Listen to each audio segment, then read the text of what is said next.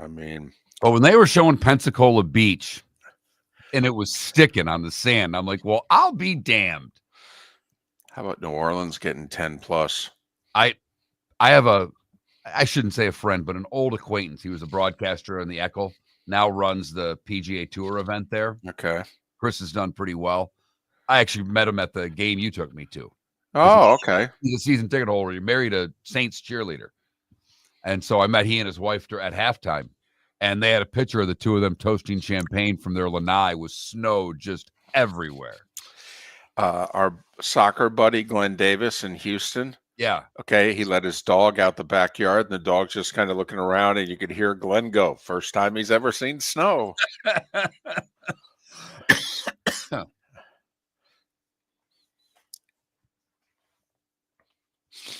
Morning, everybody.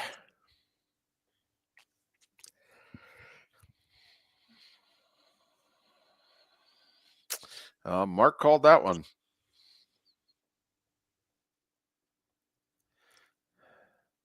The joke.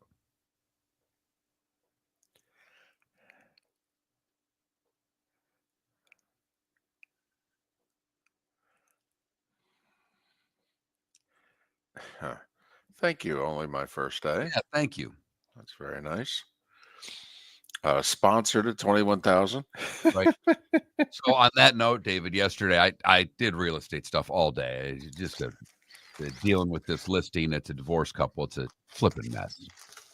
But I'm in the office for about 3 hours sitting there with I'm waiting on contracts. So I'm just kind of sitting there. And another guy who's got a real estate license who hangs it there, older guy, Bob, and I don't remember Bob's last name. Bob does really well. Bob has a real estate license because he has one. Bob, a lot of money. Fiddlesticks guy. And he was so enamored with meeting me because he loves the show so much.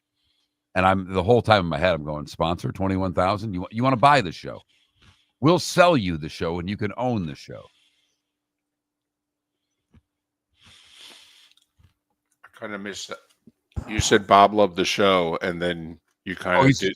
He's got lots of cash. He's a fiddlesticks guy with lots of dough. And I'm like, in my head the whole time. And I mean, he's we're just talking and BS and sports and life and what have you. And they're talking some fiddlesticks, stuff about what's going on there. And I'm just going, sponsor 21,000, sponsor 21,000.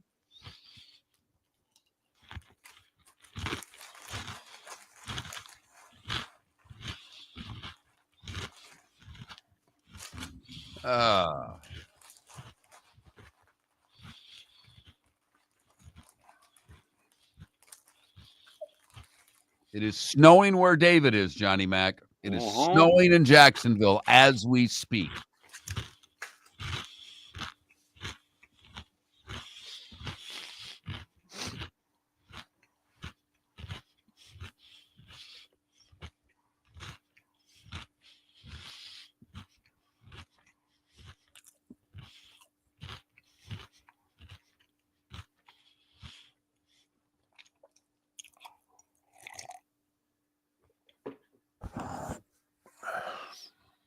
In Lake City, there is an 80% chance of sleet.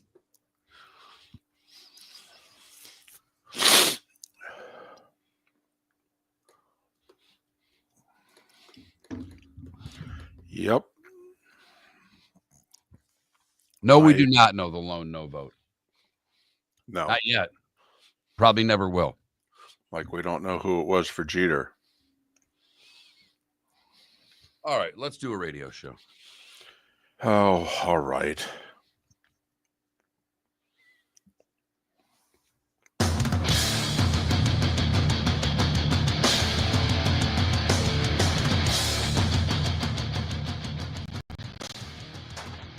You're listening to Miller and Moulton, coming at you from the Floormeister Studios. Floormeisters, keeping it real.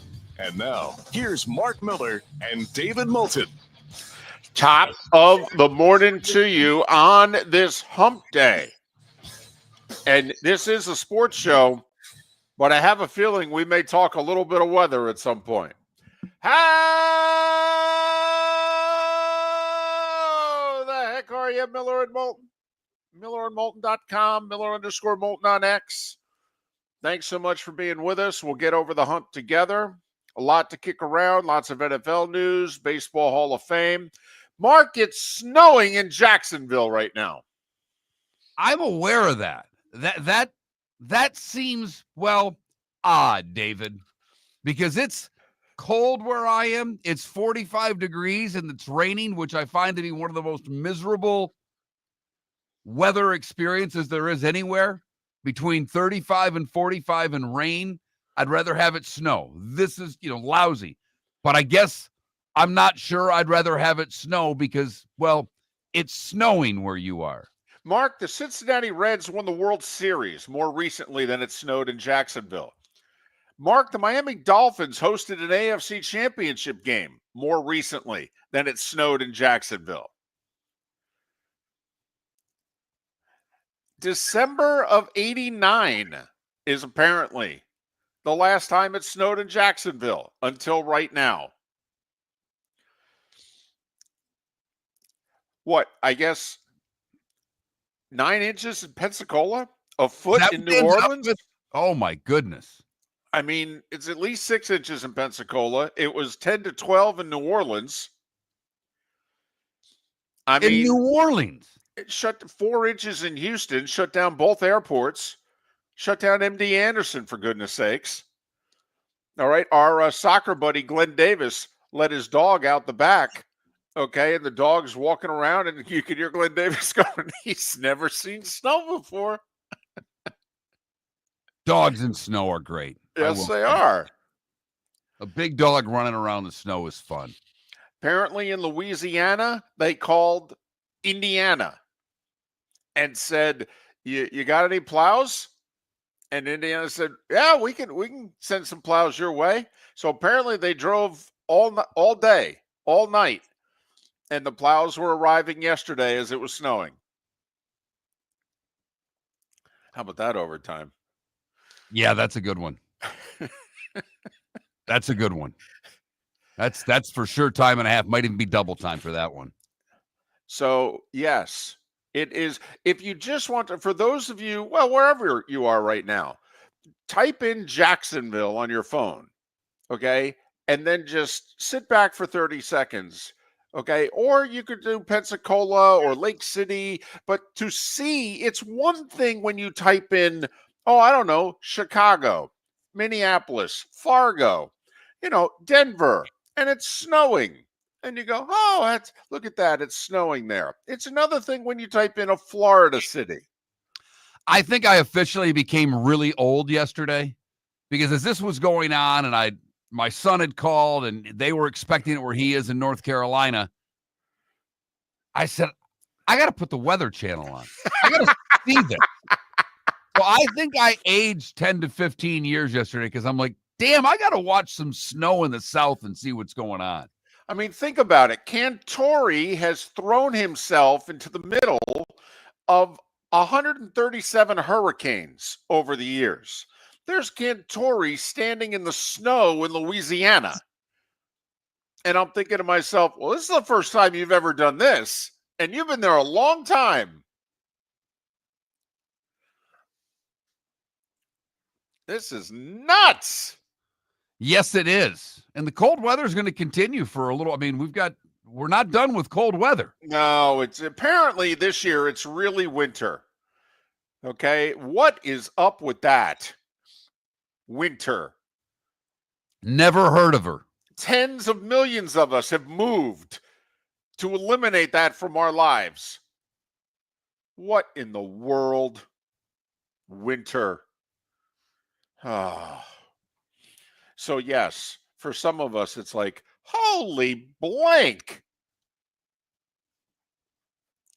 I do love the news crews, though, out chasing the snow. Heck, apparently one of the Fort Myers weather guys drove to the Panhandle. Yeah, good luck. Knock yourself out. I huddled in a blanket. I had one of those snuggies last night watching a game on television. I was beside myself. Let me get this straight. You turn the Weather Channel on, you put yourself in a Snuggie and turned on your 6:30 FS1 Big East game? Made it all the way to 7 for the hockey game. Uh, well, we're down to 3 football games. You have to begin the transition. That's right. That's right. And by the way, I don't think Miller and Moulton need to apologize because the record's been so good. And we told you yesterday that this was putting the system to the test. Yeah. We said you're probably just, you're taking one here because you faithfully play the system, but this one doesn't look good. It didn't. No. And Seton Hall proved that they are the worst team in the Big East. Yes. As they got blown out in the first half by Marquette, the ending score ended up being, 15-16. Spread was 11, but the system failed us last night, and we thought it was going to. Yes, we did. We warned you. We said, listen, it's a rough one. But, yeah, Marquette had it covered at the half. That's never good. That was the only score I looked at. What are you talking about? I was watching a couple hockey games last night. I said, I got to see what's going on with Seton Hall and Marquette. Seton Hall and Marquette. That's when you know you may have a problem. It is. Miller and Moulton on this snowy Wednesday.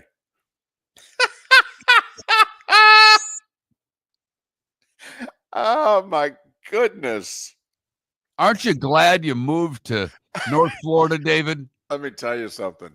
My family is avoiding me like I've got, as Eddie Murphy joked in Beverly Hills Cop, herpes simplex 10.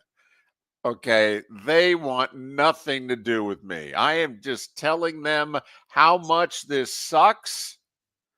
All right, and they're like, oh, come on, big Fargo, tough guy. I'm like, yeah, I loved it when I was there. Besides, I was in my mid-30s.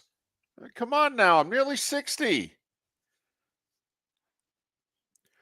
I figured you'd be giving a lot of people grief in your inner circle these past couple of days. Oh, yeah. Yeah, I looked right at my wife last night and said, had to move here, right? Had to. She's like, don't go there. I'm like, oh, it's going to snow tomorrow. I'm going there. I have to admit, I had a ball watching the Weather Channel yesterday. I didn't watch it nonstop. I mean, I'm not that old, but periodically just turning it on, and it would be like, look at that. I mean, come on. Tell me, you know how sometimes something happens in a game and you yell out, you go, oh my goodness, what?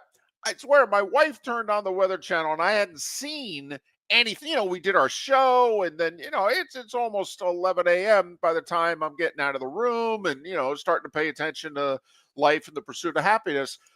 And there it is in New Orleans, and it's coming down and it's sticking. And I just looked at the TV, and you'd have thought like Mahomes hit Kelsey down the seam on a 40-yarder. I just yelled out. I go, look at that. That is amazing. Oh. Be safe out there for all of you that are in areas with snow. Or, for those of you where it's just going to rain a lot and it's going to be cold and it's going to be miserable, do what Mark did. Get a Snuggie. Get a Snuggie. But I'm going to brave the elements. It's supposed to be done by noon. I've got a 12:10 tee time. I'm planning on playing. Look at you. Already got the layers laid out at home. I'm ready to go. I get to play a couple times a week, if I'm lucky. Most times once a week. I'm not letting a little weather get in the way of me and a round of golf. So you say, tough guy. Yeah. Besides, your iron plays so good, you're going to be throwing darts. I don't know about any of that. Better chance of smoking darts than throwing darts, but that's all right. I was going to say, you ain't getting any roll. No. Not getting a lot of roll. Not a lot of flight in the cold. It did knock you down a little bit. Might have to go over to Palm Beach and see if I can play the simulated course over there. I did not turn that on. Okay. I watched, a good 30 minutes or so of the first match. And I have not watched since. I state the same claim. It is Top Golf meets Pop Stroke. I have no interest. And I'm glad, that we, at least from this standpoint, because the only thing I'm interested in is that after Justin Thomas wrote a letter to all the players on tour asking them, and it was asking, to be more open to doing different things with the media, you would think it would translate to this TGL. What I watched in the first event had none. I didn't hear much better from the second. I didn't watch last night. I'll read to see if they were, happened to be at the gym at around 6:30 and Sports Center was on and they were interviewing Fowler. So I was watching the closed captioning while I was walking. And, he talked about being more entertaining, but the way they have it set up, it isn't built for them. Too much announcing going on, not enough players. So I am interested to see what happens in the golf world with JT's ask of the players. And I give JT a little bit of credit because in the beginning, he says in there, I was one that said no. I was wrong. Because I'm like, when I first heard this, I'm right, like, of all the golfers. All of the golfers, someone yelled, get in the bunker, and you had them thrown off the golf course. You are not that hospitable to the fans, JT. I will say Joe Buck did 4 days worth of golf for ESPN. It was actually the first work he did for ESPN before he did Monday Night Football. It was before the 2022 PGA Championship. And Justin Thomas was very cooperative with us. All right. He did post-round interviews from the house he was staying at. Okay. It was him and his dog on a couch. And he ended up winning the PGA that week. So we tried to tell him, hey, there's something to this, makes you relax. Have some fun. Besides, JT, you went to Alabama, and it's snowing there. Whether you're chasing peak performance, reigniting intimacy, or simply want to feel your best, Game Day Men's Health creates customized game plans to optimize your health. Call 239-427-3441 for our Bonita Springs and Naples location to set up your free testosterone test and consultation. Mention Miller Moulton Radio Show for 10% off your service. Find your maximum self with Game Day Men's Health, Bonita Springs and Naples, Florida. Call 239-427-3441 today. Gentlemen, as your wife mentioned getting new flooring, but you don't want to go through the hassle, well, go see the Floor Meisters in Naples next to Costco. They understand your time and money are important, so they'll make it as painless as possible. With a huge in-stock selection of carpet and Cortec, they can get you the floor your wife's been asking for. They carry wood, vinyl, carpet, and tile. If you do it yourself, no problem. They can handle that as well. So go see TJ at the Floor Meisters and tell them, just keeping it real. American Paint Supplies, for nearly 30 years, is your one-stop shop for all your coating needs. If you are a designer, a contractor, a professional painter, or a weekend warrior, American Paint Supplies is the place where experts go to get expert solutions. At 6100 Shirley Street in Naples off of Pine Ridge, American Paint Supplies delivers the best solutions with the best products with the best support. Meet Gene and his team today at American Paint Supplies. Call 239-566-2700. That's 566-2700 or online at AmericanPaintSupplies.net. Visit Jason and Todd at the Diamond District. The new year is here, and with it comes new beginnings and new opportunities. At the Diamond District, Jason and Todd are inspired by the possibilities ahead. Whether you're celebrating a new love, renewing a commitment, or making a milestone, make it magical with a diamond from the Diamond District. Jason and Todd look forward to shaking your hand and welcoming you to our Diamond District family. At the Diamond District. This is Miller and Moulton.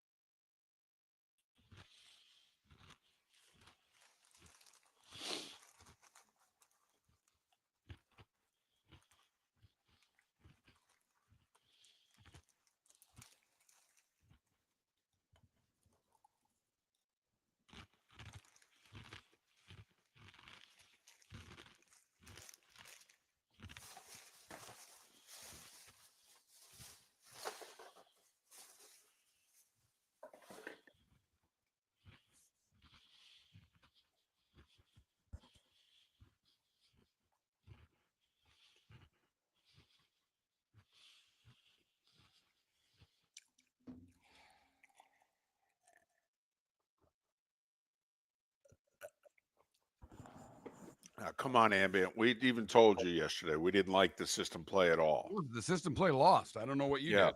Yeah, it lost yesterday.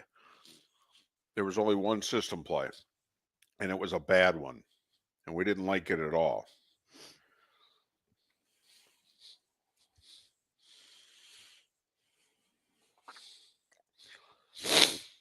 Whew.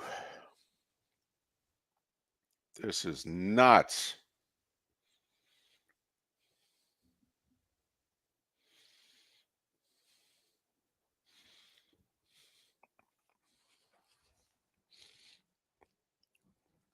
My mother's coming down next week. My wife leaves Friday for, I don't know, 5-6 days for a work thing, little vacation, little work. Right? Her friend's flying in from Colorado, another vet, and they went to school together. And her friend's all excited to go to Orlando and have a pool day on Friday. And my wife's like, yeah, I don't think that's I mean, you got to bring like winter clothes if you're going to lay by the pool. You better hope you're staying someplace with an indoor pool. Right.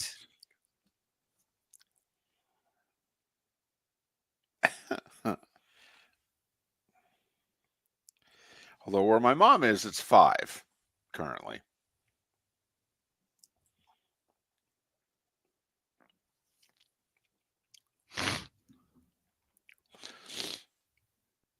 But yes.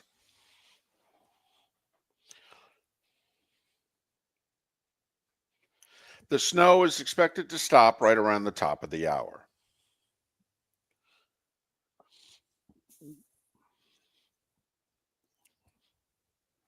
Unbelievable. I don't think it's going to stick, maybe on some roads for a moment.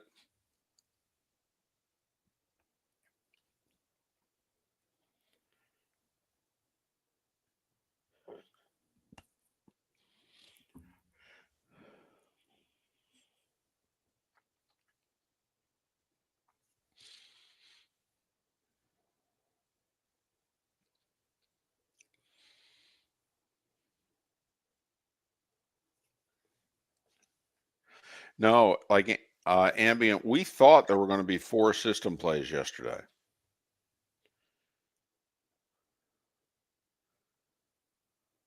And there only ended up being 1.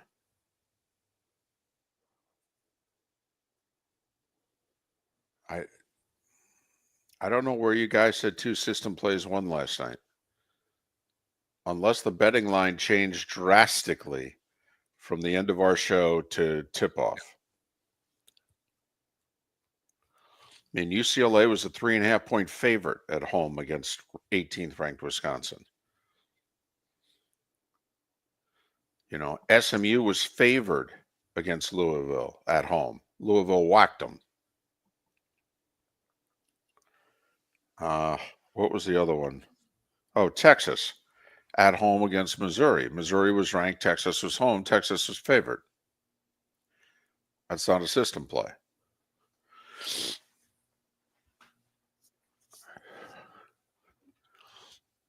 But hey, if you played at 1, congratulations.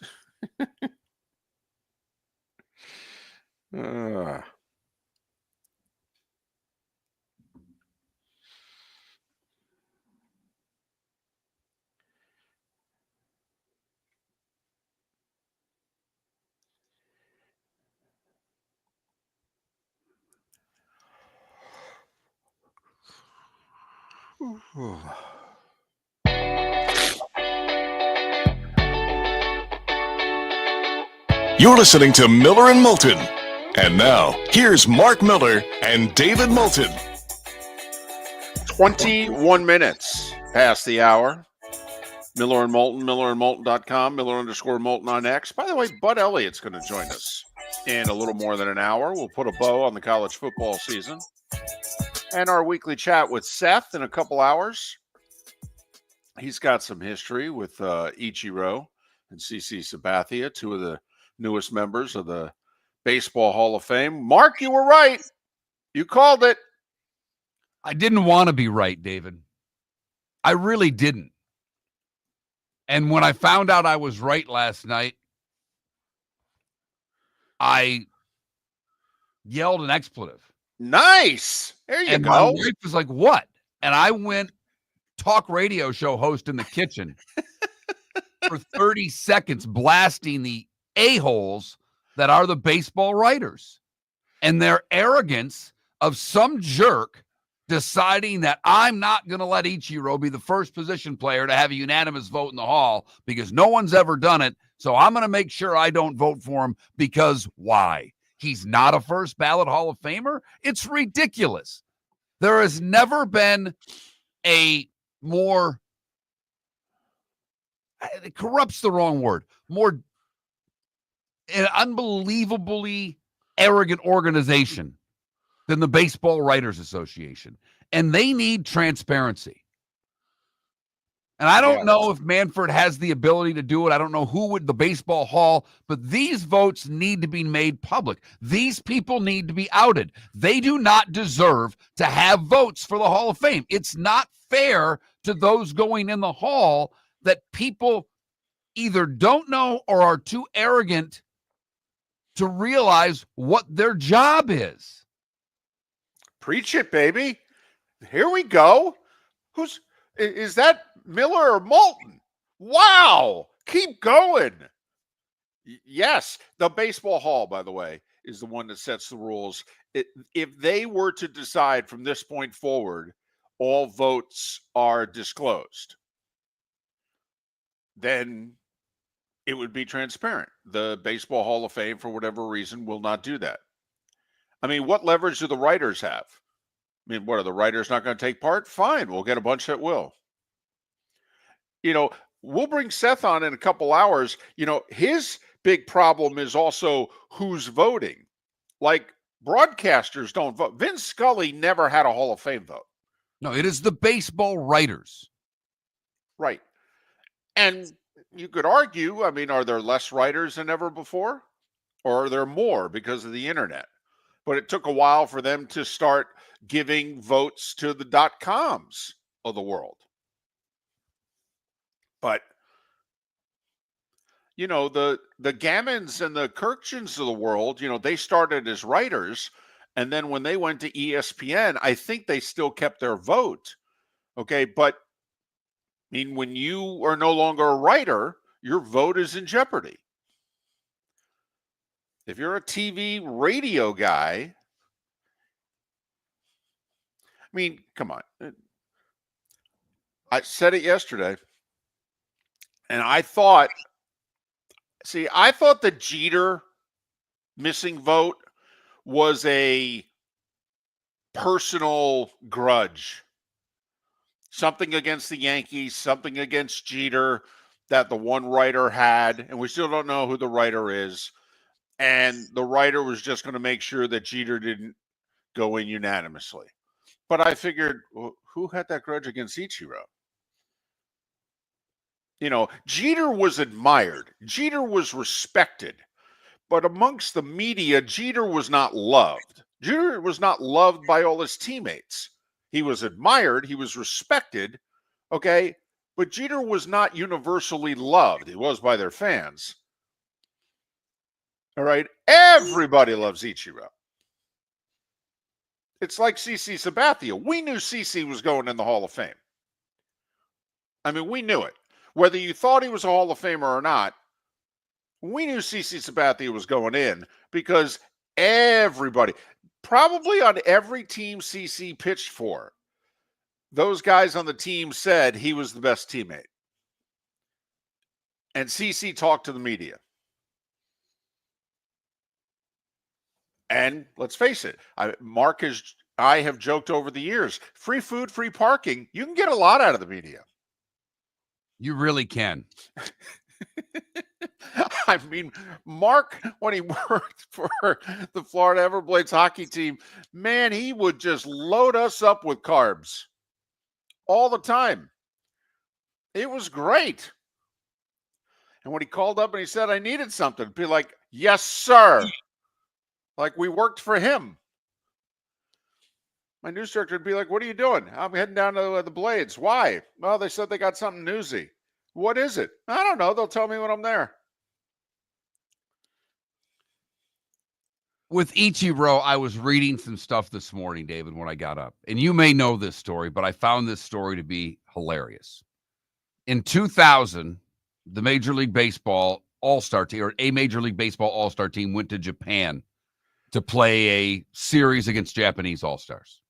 Ichiro did not play. He was about to come to Seattle. Everybody knew who Ichiro was, but he wasn't playing. And Mike Sweeney was on the team. He was the Royals' first baseman at the time.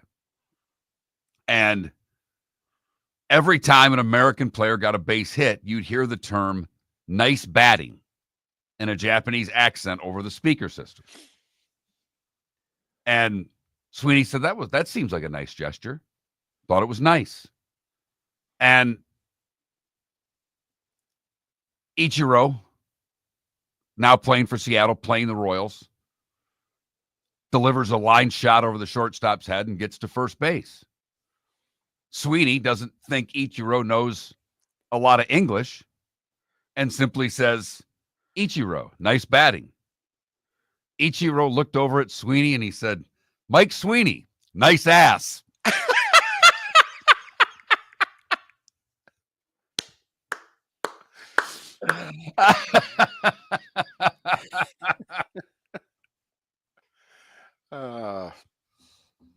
I thought that was a fun story.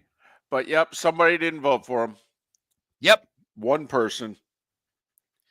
So obviously somebody wanting to make a point. What's the point? What's the point? I mean, and by the way, if you want to make a point, own up to it. You know, like I'll give the late Fred Hickman a lot of credit. Shaq won an MVP and he got every vote but one. Iverson got a vote. And Shaq was incredulous, couldn't believe that he wasn't unanimous. And Fred Hickman said, "Yeah, I was the one who voted for Iverson. And here's why." I respected that. And I think Shaq did too. And that's where I am, and I think you are, David. I just don't have respect for an anonymous voter keeping an Ichiro, a Jeter, a whomever off of their list and not telling us why. The Hall of Fame is for the fans as much as the players. We deserve an explanation. Yeah. We do. Yeah. And then I'm guessing, Mark, it had something to do with they didn't think he was worthy of a first ballot Hall of Fame. You know, that whole What part of his career is not worthy of a first ballot vote? I don't know. I mean, I thought the 3,000 hits is that's good. That'll work. By the way, tremendous defensive outfielder. Very strong, accurate arm. Got to see him play in person once when my dad and I flew up for a fun weekend and went to a couple Tigers games and a Michigan State game. And I remember my dad and I both just being baffled watching him at the plate foul balls off. Just his progression through an at-bat was fascinating to watch. His hands, his coordination, the way he could see the ball was in person just baffling to me. So one of the big stories yesterday, who got into the Baseball Hall of Fame and what their vote totals were. Miller and Moulton. A lot of football news yesterday. Lots of NFL news and notes to keep track of. The starting five is next. That's 5 big stories you need to know, plus the Australian Open here on Miller and Moulton. Swamp Buggy Racing returns to Naples, Florida Sports Park Sunday, January 26th for the Swamp Buggy Winter Classic. Naples' all-American weekend of family fun starts Saturday the 25th at 10 with a red, white, and blue parade and celebration down 41 from Coastland to 5th. But Sunday, we're Swamp Buggy Racing. 6 categories, from Jeeps to Bog to the big V8s that roar around the famed Mile of Mud. It's Florida's oldest racing tradition. Get tickets today at swampbuggy.com. The world-famous cigar bar started as a neighborhood place in downtown Fort Myers, and now it's a brand, a destination, with 4 locations. The original place, Henry Street, Fort Myers, Gulf Coast Town Center, on Southeast 47th Terrace off the Cape Coral Parkway, and the Lounge on West 1st Street in Fort Myers. A place to go, whether you just need a relaxing drink and a smoke after a tough day at work, or a place to go celebrate. From relaxation to celebration, the world famous cigar bar. Honey, you want to come out? I haven't seen you since Glass Doctor installed our custom shower enclosure. No thanks. Well, you can't keep eating breakfast in the shower, and laminating your magazines is getting expensive. You remember we have guests coming over tonight, right? Oh, I'm sure they'd love to see the shower. It's our neighbors, and I highly doubt they want to be hanging out in our bathroom. The shower's so good, you'll never want to leave. Visit glassdoctor.com today and schedule an appointment online. Is snoring bothering your spouse? Would you like to sleep in the same bed again? Do you know that snoring can affect your sleep cycle and cause lower testosterone levels? At Sleep Treatment Direct, we have easy solutions. We have a simple laser procedure that can improve snoring in 10 minutes. If you would like to get back in the same bed or are looking for a natural way to treat low testosterone, give us a call at 239-444-1741. That's 239-444-1741. Or go to sleeptreatmentdirect.com. That's sleeptreatmentdirect.com. Sleep Treatment Direct. Sleep safe and sound. This is Miller and Moulton.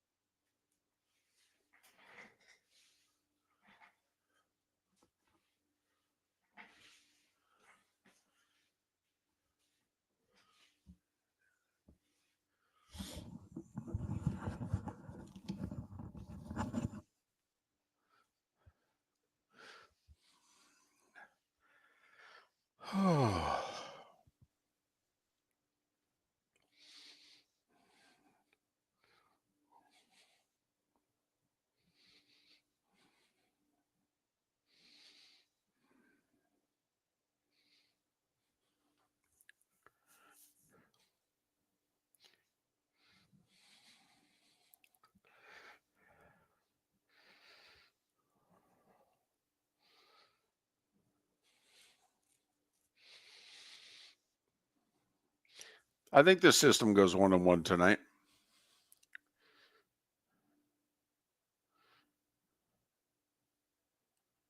Yes, we saw the woman with the golf cart.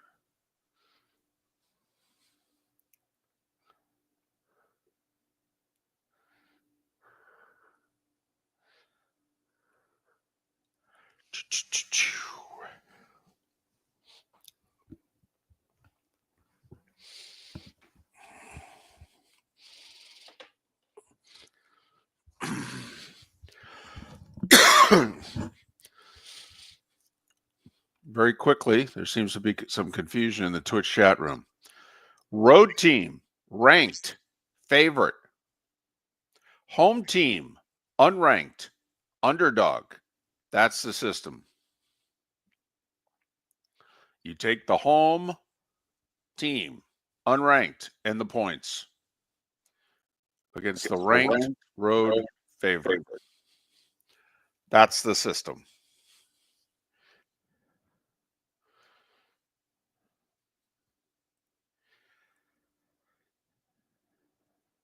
Last week it went 12-6. This week it's 0-1.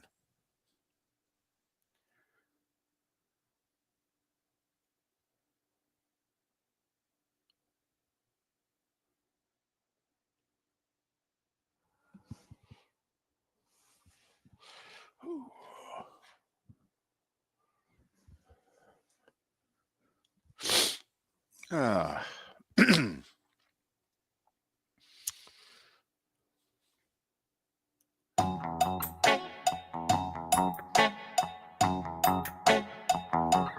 You're listening to Miller and Moulton. And now, here's Mark Miller and David Moulton. At 22 minutes before the hour, Bud Elliott. In an hour, Seth Everett in 2 hours. Miller and Moulton coming at you for the Floormeisters Studios. Floormeisters, Naples. But they can service you. Heck, they could service you all the way to Tampa, St. Pete if you want. Floormeisters. Just keeping it real. All right. Still snow flurries in Jacksonville, by the way. They're supposed to stop at the top of the hour mark. It's not sticking. All right, but it's out there. The video's out there. Run out during the commercial break and catch one on your tongue. I'm a little old for that. I really am. But, have to admit, sent a text to my daughter saying, hey, your nearly 3-year-old daughter, you might want to look outside. She doesn't get to see this all the time. Right now it is time for The Starting Five. 5 big stories you need to know. Here is The Starting Five. We'll start with the NFL because, well, that really interests you. Vikings head coach Kevin O'Connell. Remember, it's a big story at the end of the year. Jay Glazer said if the Vikings don't take care of O'Connell, teams are going to want to trade for him. Apparently, a couple teams called the Vikings and said, hey, you want to trade O'Connell? They said, no, we're going to sign him to a long-term extension. And that's apparently what they did yesterday, although they didn't tell us how long and for how much. He's had 3 pretty good years. He's won 34 games, 34-17. He's had 2 seasons of 13 or more wins. That's pretty good. Still looking for his first playoff win, however. And the Vikings said they're also negotiating an extension with Kwesi Adolfo-Mensah, their general manager, who was brought in at the same time as O'Connell. They each got 4-year contracts, and they've now served 3 of them. So they're going to keep their GM and head coach combo together. Seems to be working, right? Well, Mike Vrabel of the Patriots, he went back to what's worked in New England before. He brought back Josh McDaniels as offensive coordinator. And back together. Yes, he is. 3rd time McDaniels being OC in New England. Obviously, McDaniels has proven he's not a head coach, but he's also proven he's pretty good at calling plays. And so he'll get to work with Drake May. Ron Tolbert was announced as the referee for Super Bowl 59. This will be his 2nd Super Bowl. He was the referee of the Rams-Bengals Super Bowl 3 years ago. Tolbert was the ref Saturday night for the Commanders' upset of the Lions. Mark of note is the umpire in the Super Bowl, Mike Moulton. He won a Super Bowl as a linebacker on the Rams when they beat the Titans 25 years ago in Super Bowl 34. He's only been an NFL ref for 3 years. He's a dentist in North Carolina. They'll take some time out for the practice. That's when the snow thaws in New Orleans and everybody can get there. Don't laugh. The Jets are catching a huge break because of the snow in New Orleans. Because interviewing with the Jets yesterday was the assistant GM of the Commanders, who had spent 20 plus years in Detroit.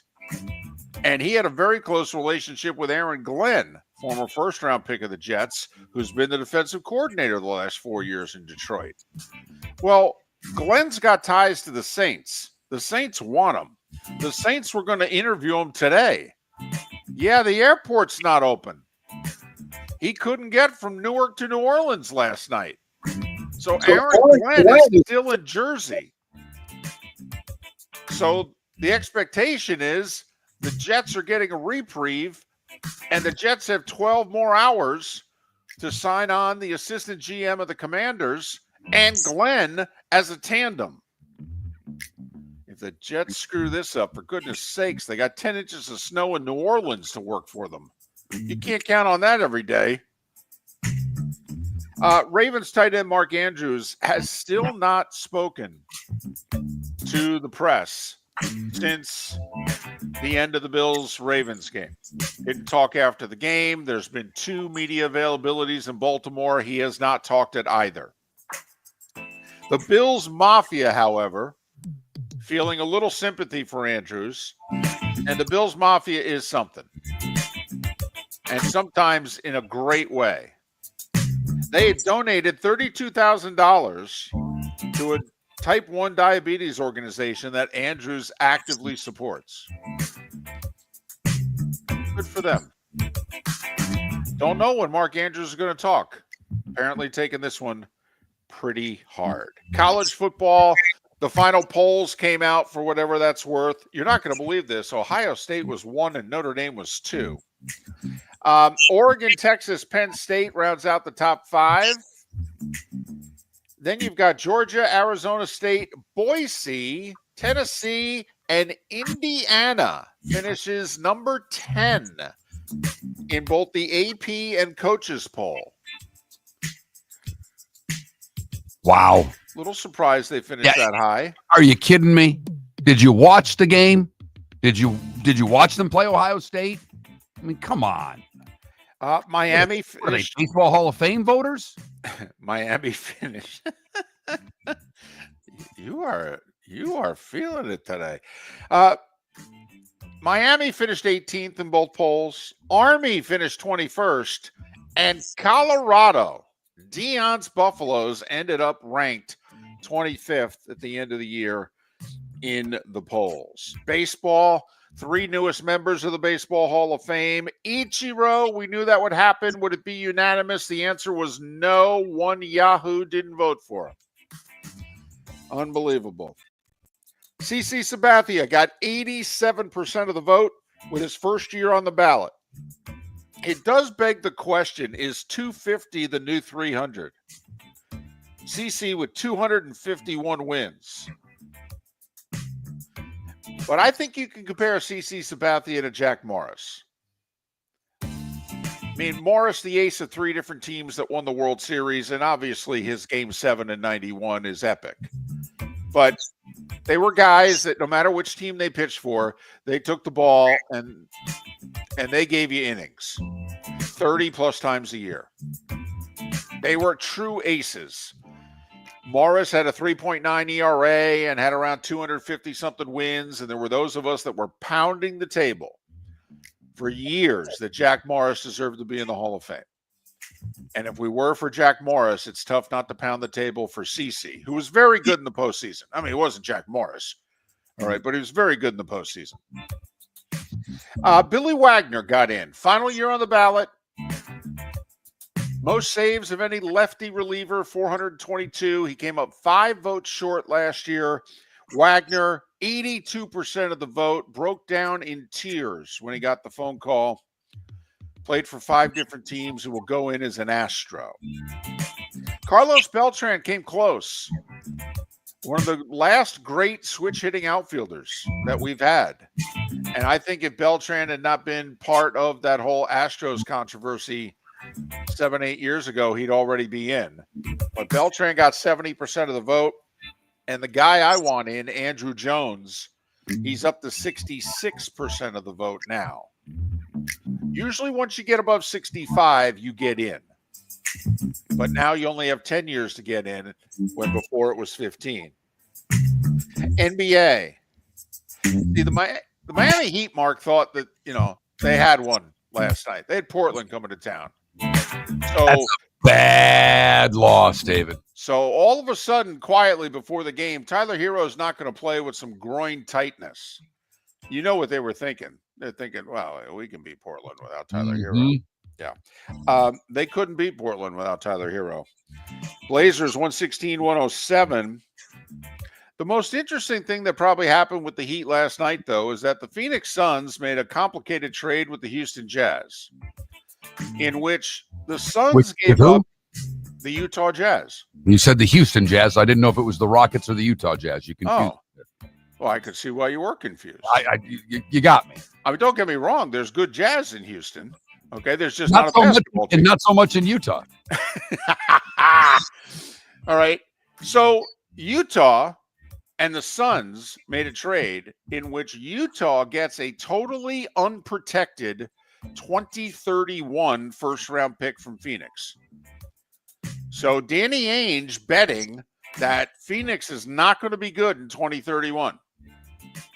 And he can get the number one pick in the draft, theoretically. It ain't protected at all. Meanwhile, Phoenix got 3 heavily protected first-round picks from Utah that are all the latter part of this decade. The thought is Phoenix is stockpiling first-round picks to give to Miami because they're going to acquire Jimmy Butler. So take note. By the way, the Magic are now down to just a game above 500. Heat, with the loss, by the way, fall to 500. Magic are just a game above 500. They went to Toronto and lost by 16 last night. And the Raptors are terrible. Knicks beat the Nets by 4. Listen, Philly's not playing anybody. So Jokic, another triple-double. 27 points, 13 rebounds, 10 assists. Nuggets beat the Sixers by, 35. And it's worth noting, he is 40 after all.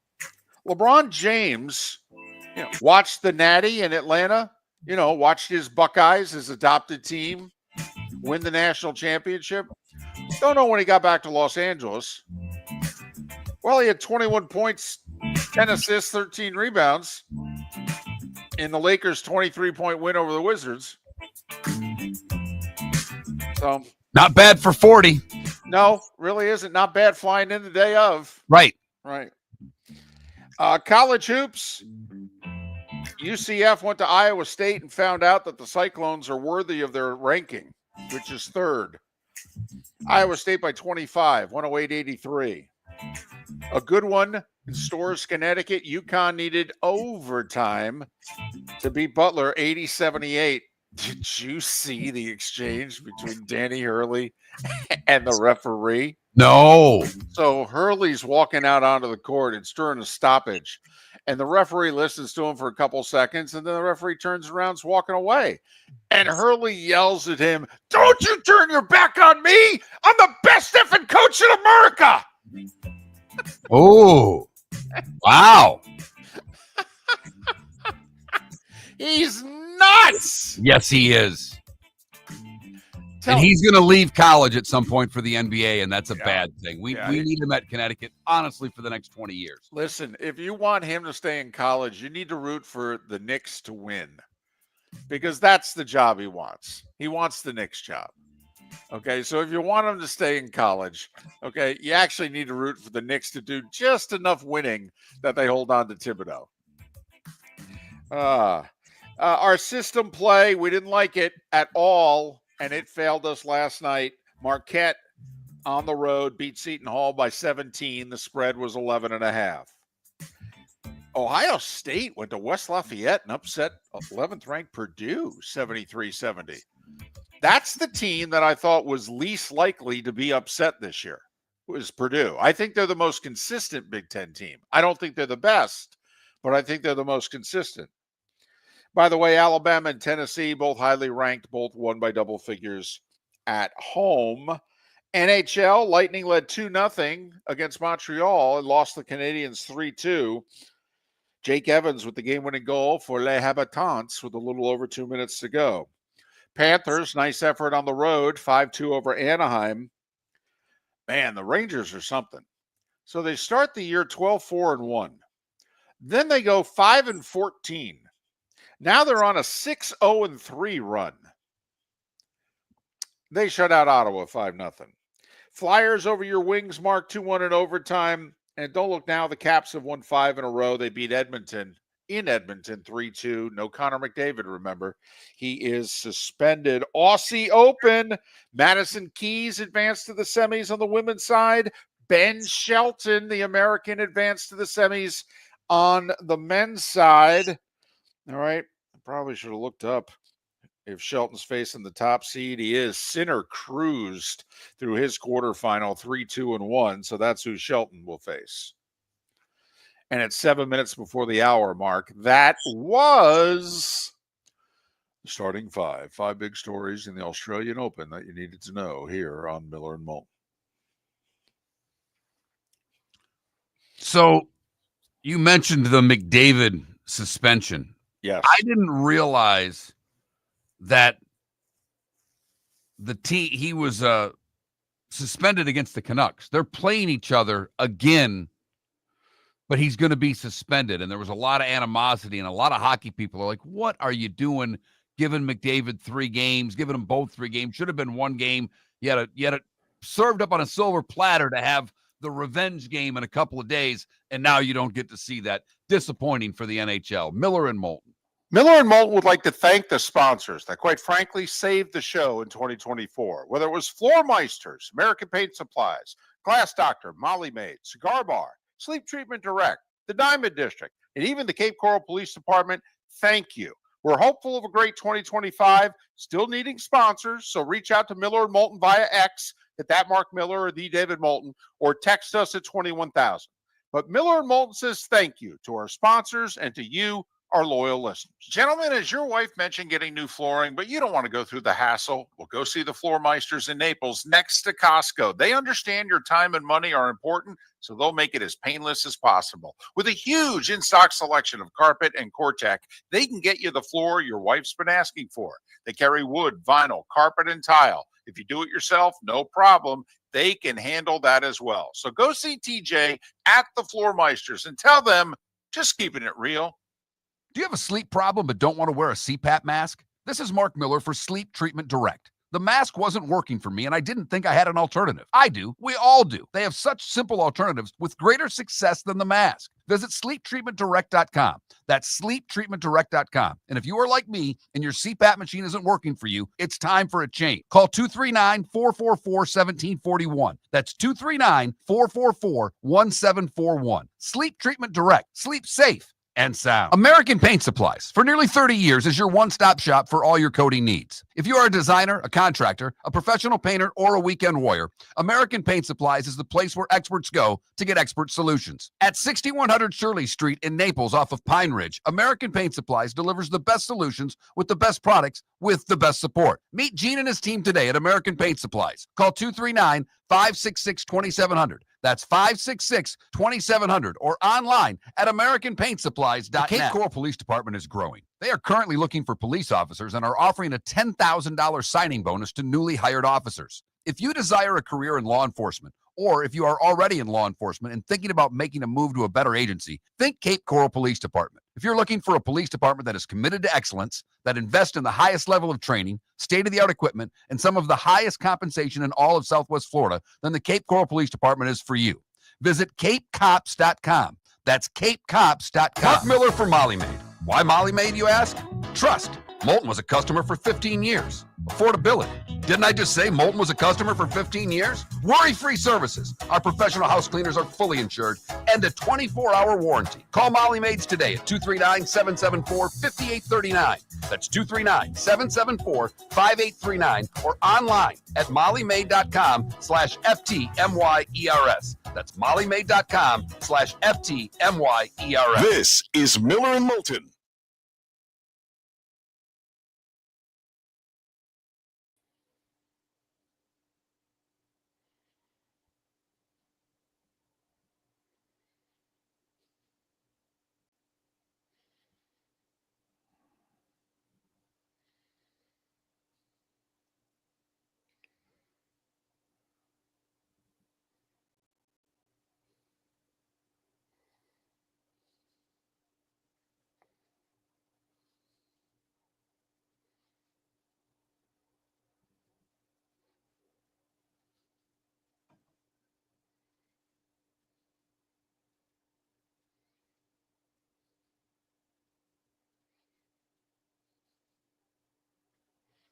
We need a poll question.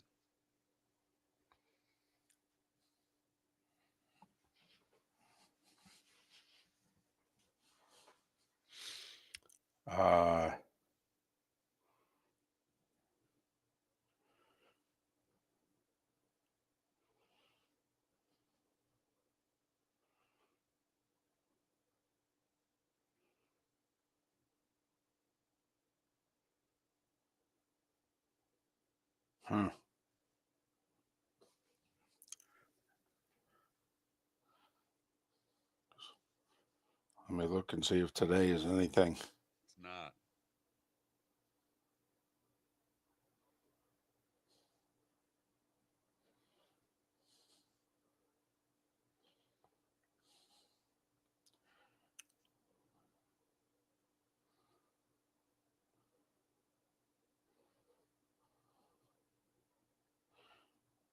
National Polka Dot Day.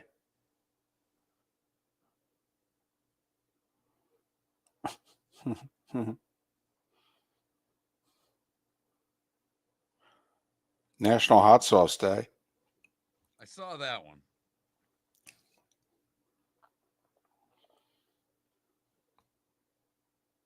Apparently today is National Answer Your Cat's Questions Day. I don't even know how something like that gets a day. I mean, like, what the hell?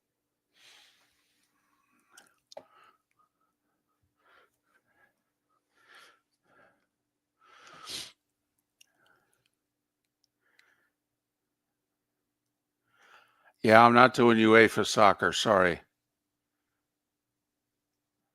I'll do international soccer, like countries, but I will not do UEFA soccer. I won't do Premier League. I won't do it. Sorry.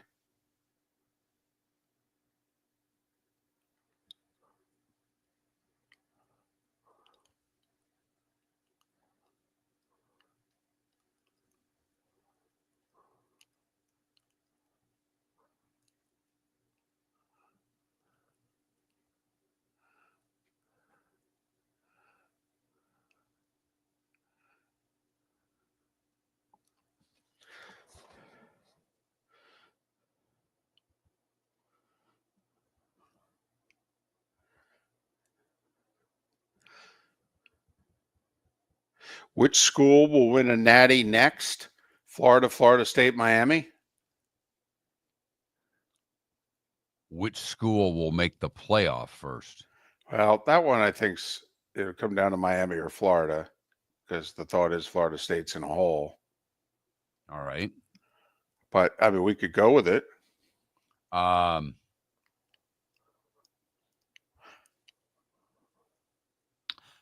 The only other, we're starting here in a couple seconds. The only thing is we do something off of what JT's letter was. What type of openness do we want? And, you know, what would be? Okay, all right. Think about that.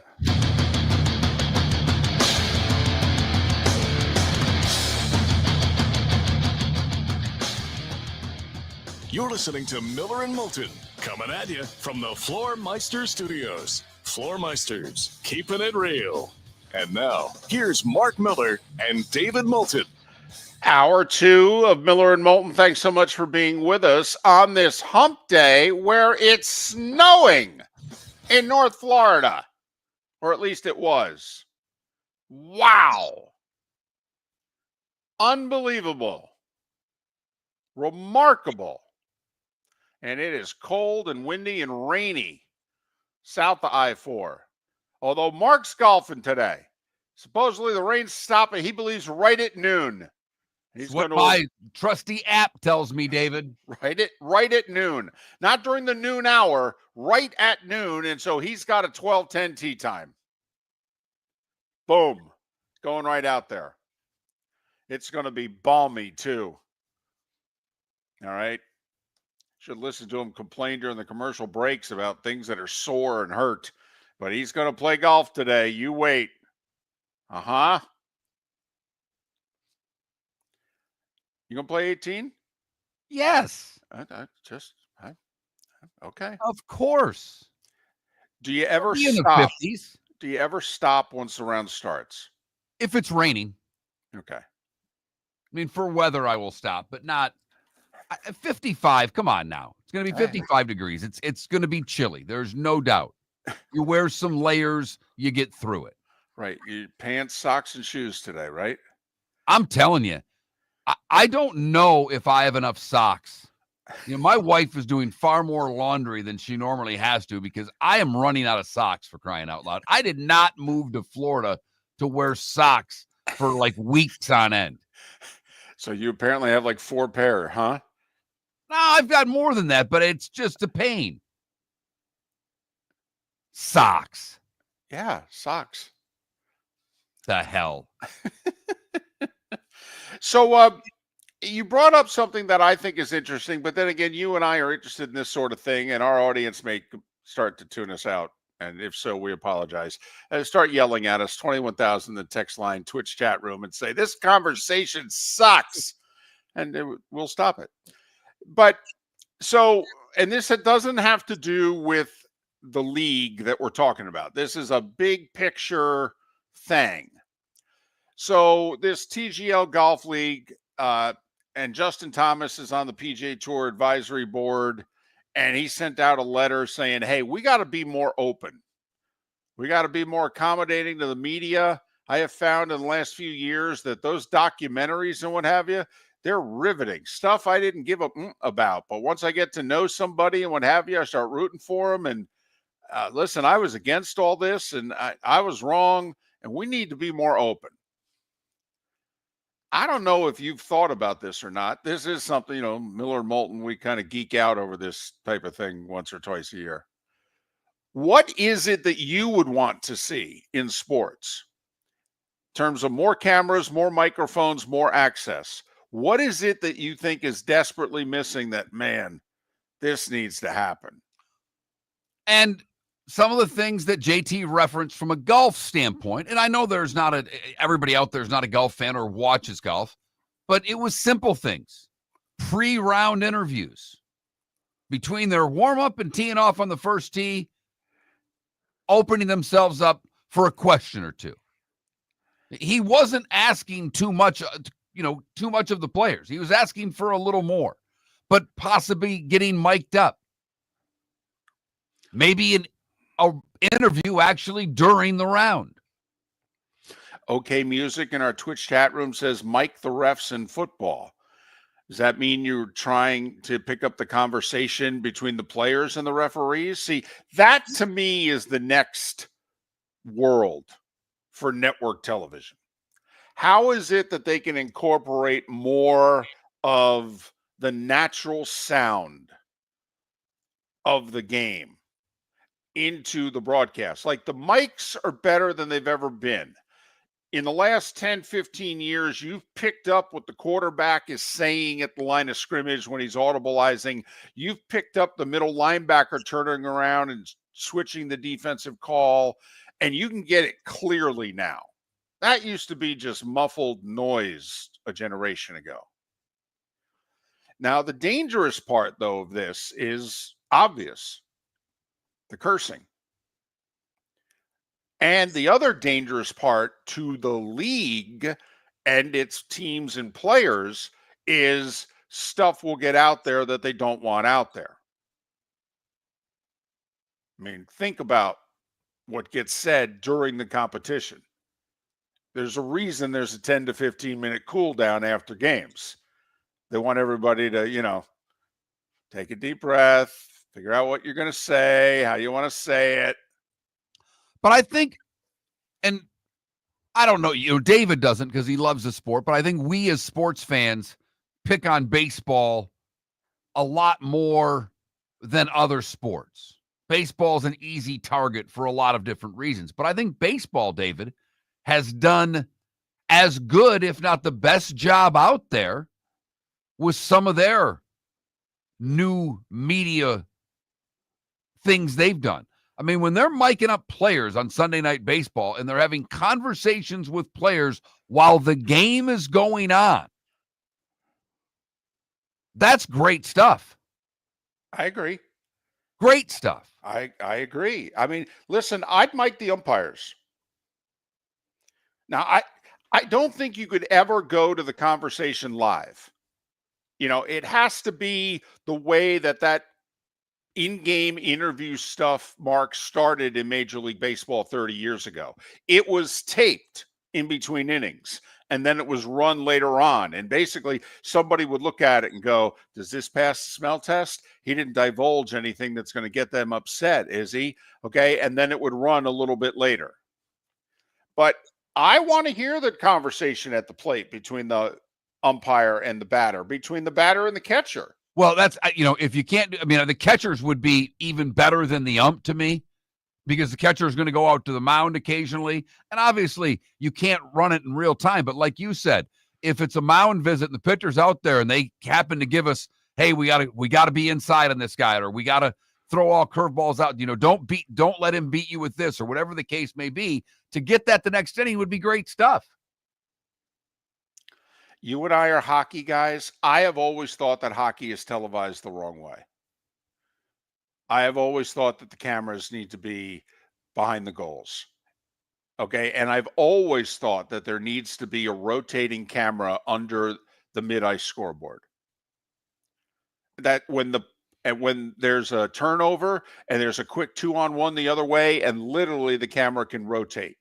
And you incorporate the speed of the game going from one side to the other. All right. I have always felt that there's too much time where we don't see the puck in hockey. When the puck's along the boards, we don't see it. When it's along the near boards anyway. That's absurd to me. It's funny you say that because having done a lot of TV and hockey and being involved on the production side of hiring crews, etc., when I worked in the IHL, David, we did a lot of, basically hold that end zone shot on a power play. Instead of the center ice cam, hold that end zone shot, and you can see every player.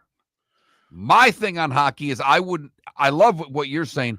I would have, and I don't know if you can get away with it. You would know better than me, because the play-by-play camera for football and basketball and hockey is a center ice, midfield, center court shot. You've all seen it. That's the main play-by-play camera.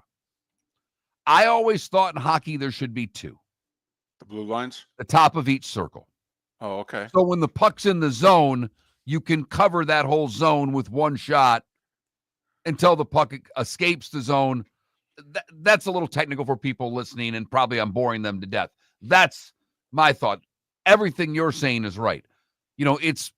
We've pointed out for years, every network shoots the NFL a little differently. Mm-hmm. They certainly shoot college differently. The directors and producers have a different idea of how they want to shoot the game. It's definitely different in college. I mean, I can attest to it. There is one network that shoots college football a lot tighter than the others. And you may not even realize it as a viewer. But so that's all. I mean, Justin Thomas he sent out a letter to his fellow PGA Tour pros in which he said, hey, we gotta lighten up. We got to give more access. We got to let the media in. That lets the fans in. See, that's the part, and I know you've all heard this from me before. The problem is the media has become its own entity. And the media wasn't supposed to. Okay? It wasn't. The media was just supposed to be the conduit between the players and coaches and teams and the fans. Just the conduit. The media wasn't supposed to become its own thing. And obviously it has. And while I think the media does more good than bad, that's the bad part of it. Because there's a lot of teams and coaches and players that want nothing to do with the media. Because they think the media has an agenda. And in many cases, they do. And unfortunately, what does that do? That gives you, the fan, far less access. When in this day and age, with all the media that we have, you should be getting more than ever before. You're getting more information than you ever have before. But you should be getting more and better access. I mean, think about the lengths that college football goes to keep their coaches and players from you, from the media. That the only thing the coaches are doing is talking at the end of every quarter. And it's because the company with the microphone's paying their salary. And they've reluctantly agreed to that. Leading up to the game, by the way, it's tough to get 4 words out of them. But during the game, the camera's on them. They got to look like they're nice guys.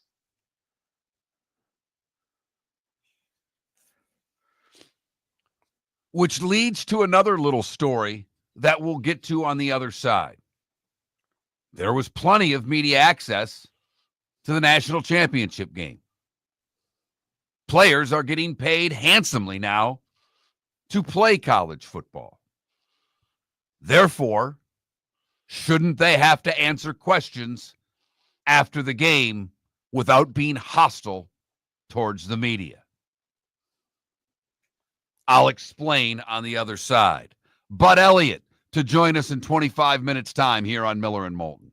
Gentlemen, as your wife mentioned getting new flooring, but you don't want to go through the hassle, well, go see the Floor Meisters in Naples next to Costco. They understand your time and money are important, so they'll make it as painless as possible. With a huge in-stock selection of carpet and Cortec, they can get you the floor your wife's been asking for. They carry wood, vinyl, carpet, and tile. If you do it yourself, no problem. They can handle that as well. So go see TJ at the Floor Meisters and tell them, just keeping it real.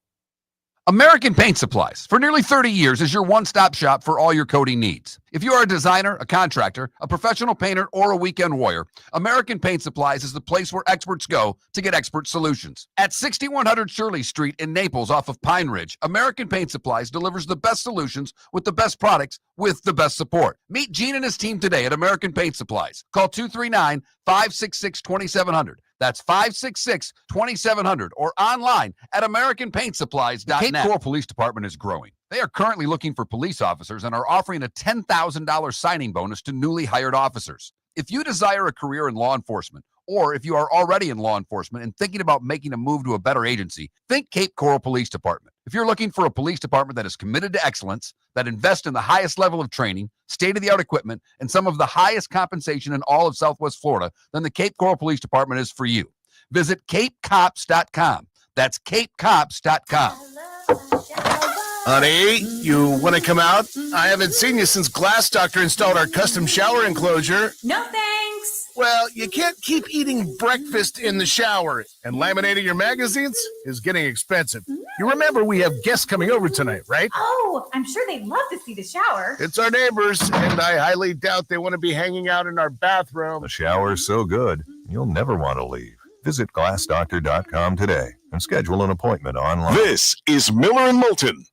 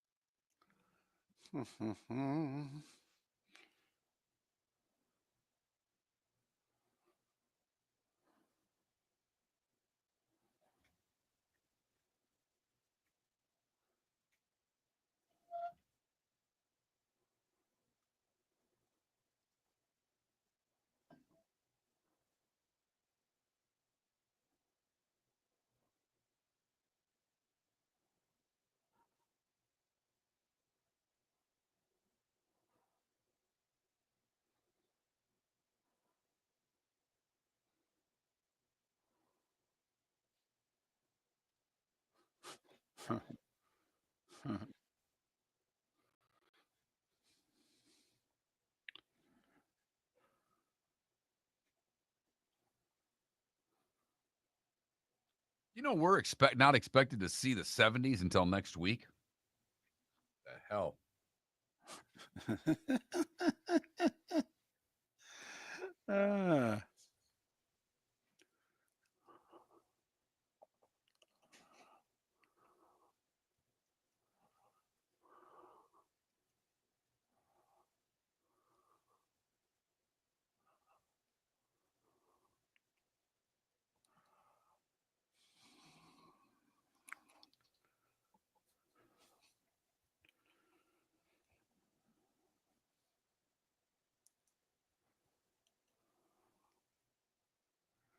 North Carolina lost to Wake Forest last night, and Wake played badly and still won.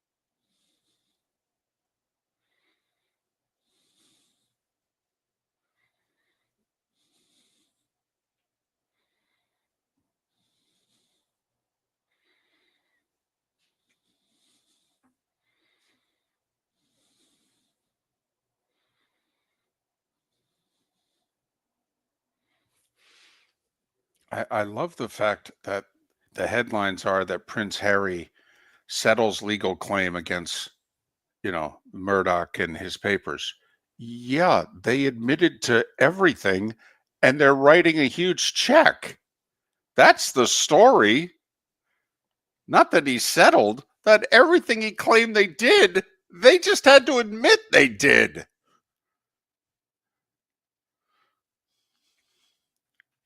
I digress. I'm sorry, what was that? The headline is Prince Harry settles his dispute with Murdoch's papers. No, the story is the Murdoch Group admits they did everything he alleged they said. And they're writing them a huge check. And they have to give a full and unequivocal apology. Read the apology. It's amazing what they did. They tapped all his phones. They had illegal surveillance. By the way, for 15 years. This was, can't blame this on Ollie North. I mean, not to date myself, but my God. They admitted. I actually thought it was something I cared about, everybody. I heard him going at him. I'm reading something. I thought he was talking about sports. It was Prince Harry. I apologize to all of you for asking what the hell he was talking about. They admitted to doing stuff to his mom. You're listening to Miller and Moulton. And now, here's Mark Miller and David Moulton. 21 minutes past the hour. What, Elliott, in a little more than 15 minutes. Seth Everett in a little more than an hour. You're on Miller and Moulton, millerandmoulton.com, Miller_Moulton on X. Coming at you from the Floor Meister Studios. protected for the wind, the snow, and the rain. Floormeisters, just keeping it real. Yeah, kid, what do they say? Kid proof. You know, all these different things. Is it snow proof? That's all I want to know. Right. Snow and sleet proof. Right. I mean, we live in Florida, for goodness sakes. It has to be sleet proof. What? Nuts. I went out during a commercial break out in the living room. The wife's got the news on. I just see the pictures and I just look at the city and I just yell out. I mean, it just amazes me. Houston, 4 inches. What? New Orleans, 10. Pensacola, 9. Pensacola. Did you see the beach photos?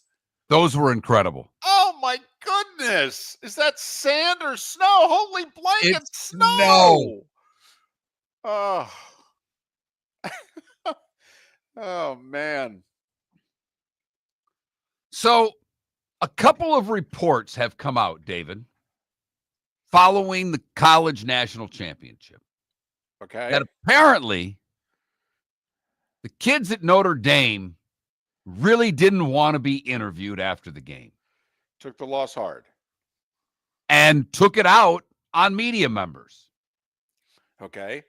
Now, guys, you see a couple of years ago when you weren't getting paid and you were at full amateur status, I would support you in saying you don't want to talk to the press after the game. I don't know if support you, but it's your right. You're not getting paid. You don't owe the media anything. You really don't. You're getting a scholarship. But see, when you start getting paid and you start getting paid handsomely, then you got to answer the damn questions. And you can't treat reporters like garbage after the game in your locker room.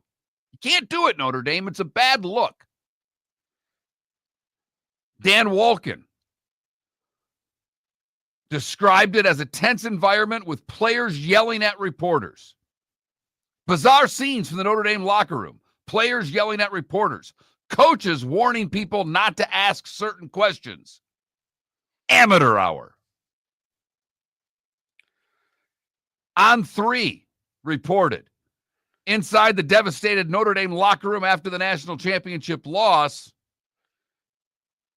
they detailed a specific incident with senior Notre Dame wideout Jaden Thomas. Thomas started swearing at a group of reporters over a question asked to his teammate, cornerback Christian Gray. He was the one responsible for Jeremiah Smith on the big play that essentially ended the game. Have a heart, Thomas said. See, here's the thing. When you're getting paid, you got to answer the questions. That's the way that it goes. Sorry. Had your back a few years ago, guys. So when they were student athletes, yeah, we're okay. Now they're professionals. Yes, they are. They are. I agree. I think we all agree.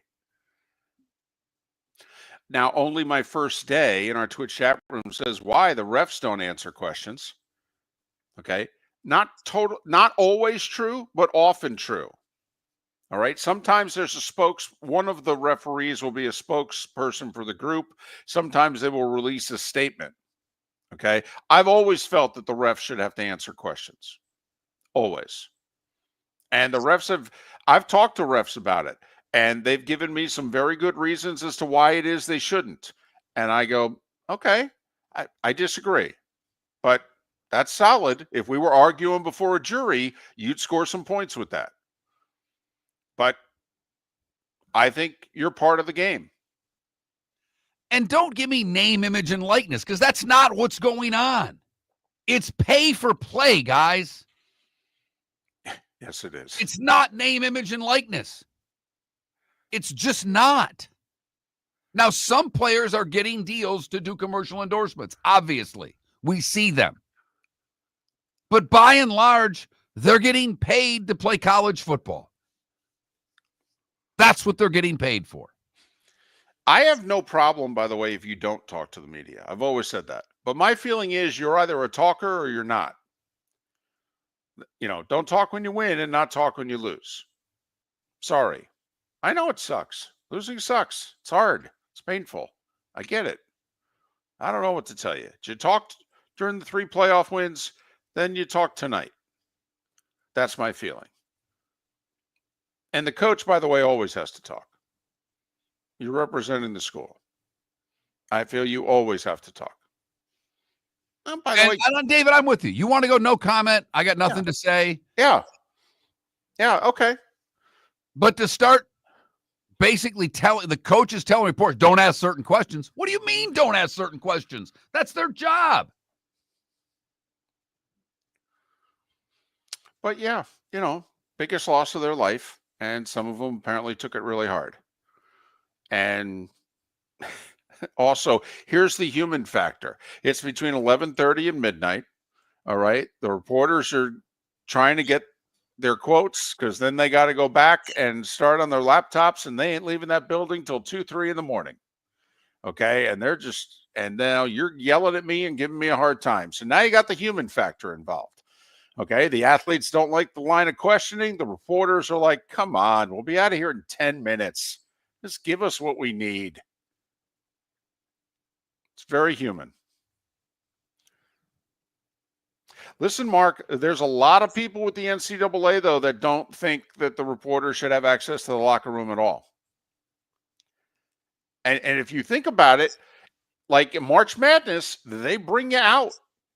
You got to wait. You go into the room, you sit down, and they bring you out, the coach and whichever players they decide. And then you have to lobby the school. Can I get access to the locker room? And again, David, in the day of the student athlete, fine. These players are now pay-for-play athletes. They are. They're professionals. The game has changed. Completely. And I guess, unfortunately, the NCAA or the College Football Playoff Committee or whomever it is will be able to control how this works. But it's a bad look. It's a bad look to be taking out your frustrations by swearing at reporters. Bad look. There's a lot of women that don't like to go into the locker room. And usually if they're of a high enough level, usually network level, or if they're working for the top local station in that team's market, usually what they can do is work a deal where they ask to talk to people and they bring them out of the locker room and they talk to them right outside the locker room. They use the wall as the backdrop. And usually you get a more calm down player when that happened. Like Molly McGrath of ESPN talked and said everybody with Notre Dame was very accommodating to me. Well, there's a few things that work. And she said, I didn't go into the locker room. Correct. She said, everybody that I talked to either on the field or outside the locker room. And they were all great. And, there's a few things that work there. The locker room atmosphere. I mean, Mark, we've talked about this, okay? As an athlete, you think that room is yours. You don't like the media being in your home. That's your home. And athletes don't think that the media should be in it. And I got to admit, a lot of times I agree with them. I really do. I always felt uncomfortable in a baseball clubhouse. Both after the game or just before the game? Before the game. I always felt like I was invading their living room as they were prepping to play a game, and how did I get access to it? But Elliott next. Whether you're chasing peak performance, reigniting intimacy, or simply want to feel your best, Game Day Men's Health creates customized game plans to optimize your health. Call 239-427-3441 for our Bonita Springs and Naples location to set up your free testosterone test and consultation. Mention Miller Moulton Radio Show for 10% off your service.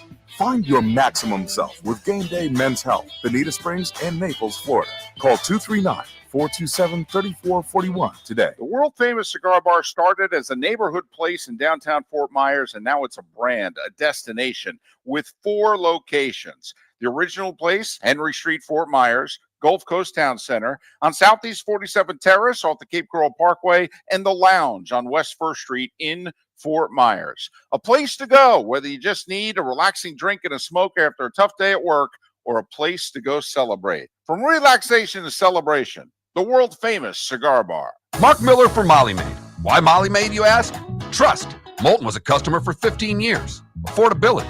Didn't I just say Moulton was a customer for 15 years? Worry-free services. Our professional house cleaners are fully insured and a 24-hour warranty. Call Molly Maids today at 239-774-5839. That's 239-774-5839 or online at mollymaid.com/FTMYERS. That's mollymaid.com/FTMYERS. Sleep problem but don't want to wear a CPAP mask? This is Mark Miller for Sleep Treatment Direct. The mask wasn't working for me, and I didn't think I had an alternative. I do. We all do. They have such simple alternatives with greater success than the mask. Visit sleeptreatmentdirect.com. That's sleeptreatmentdirect.com. And if you are like me and your CPAP machine isn't working for you, it's time for a change. Call 239-444-1741. That's 239-444-1741. Sleep Treatment Direct. Sleep safe and sound. This is Miller and Moulton.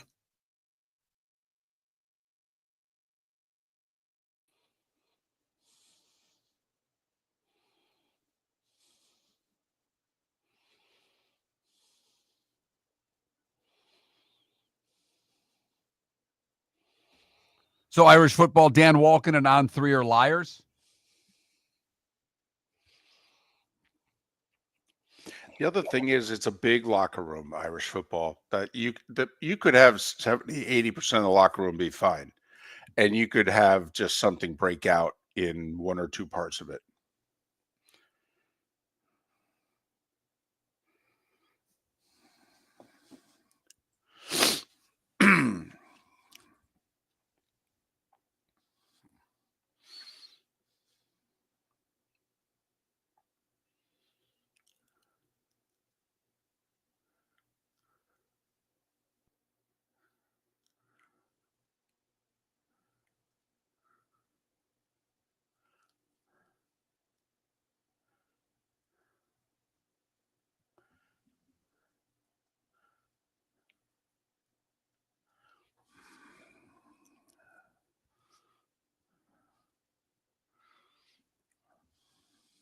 Oh, I mean, if the blue and gold reporter said it didn't happen, then it didn't. I mean, the people that are paid by Notre Dame said it didn't happen. Well, then hell, it didn't happen.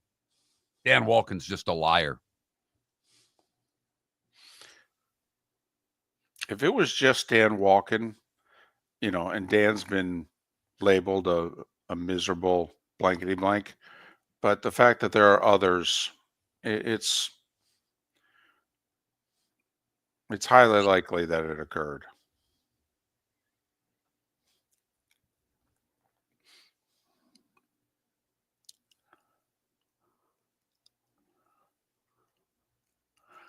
But once again, okay, forget, Dan Walken is in there to get you closer to the heartbeat of the team and how they felt and how it's hitting home. And that's, and the losing locker room sucks. Do I got to call Bud or is he joining us? No, video, both of them. All right, I sent him links. Okay. Because Notre Dame wouldn't allow them to take video in the locker room. That's why. Dan Walken tried to take video, was told he couldn't take video in the locker room. Says it right in his story or in his tweet.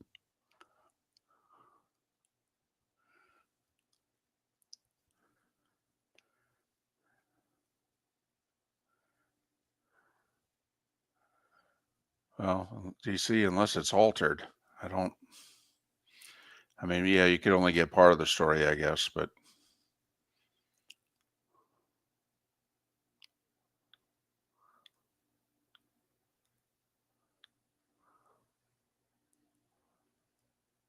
yeah, it sucks. Losing sucks.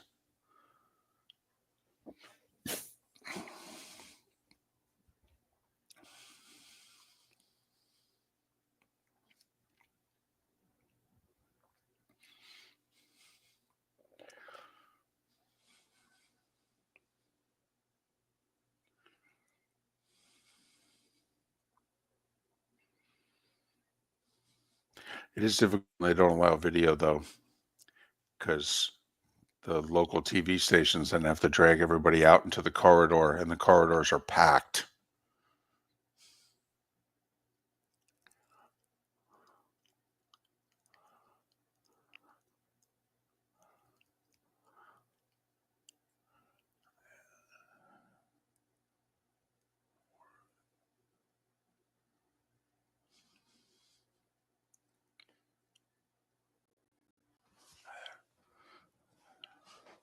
And there's Bud. Morning, Bud. What you up to? Oh, cold. How you dealing with? Did you get any ice or anything there in Orlando? Or everything good? No, no ice. Definitely got some pretty cold temps, but it's. I think Jacksonville is like where it really kind of the dividing line is as far as like crazy cold or not. And David's in it. Yes, he is. Oh man. All right, here we go, guys.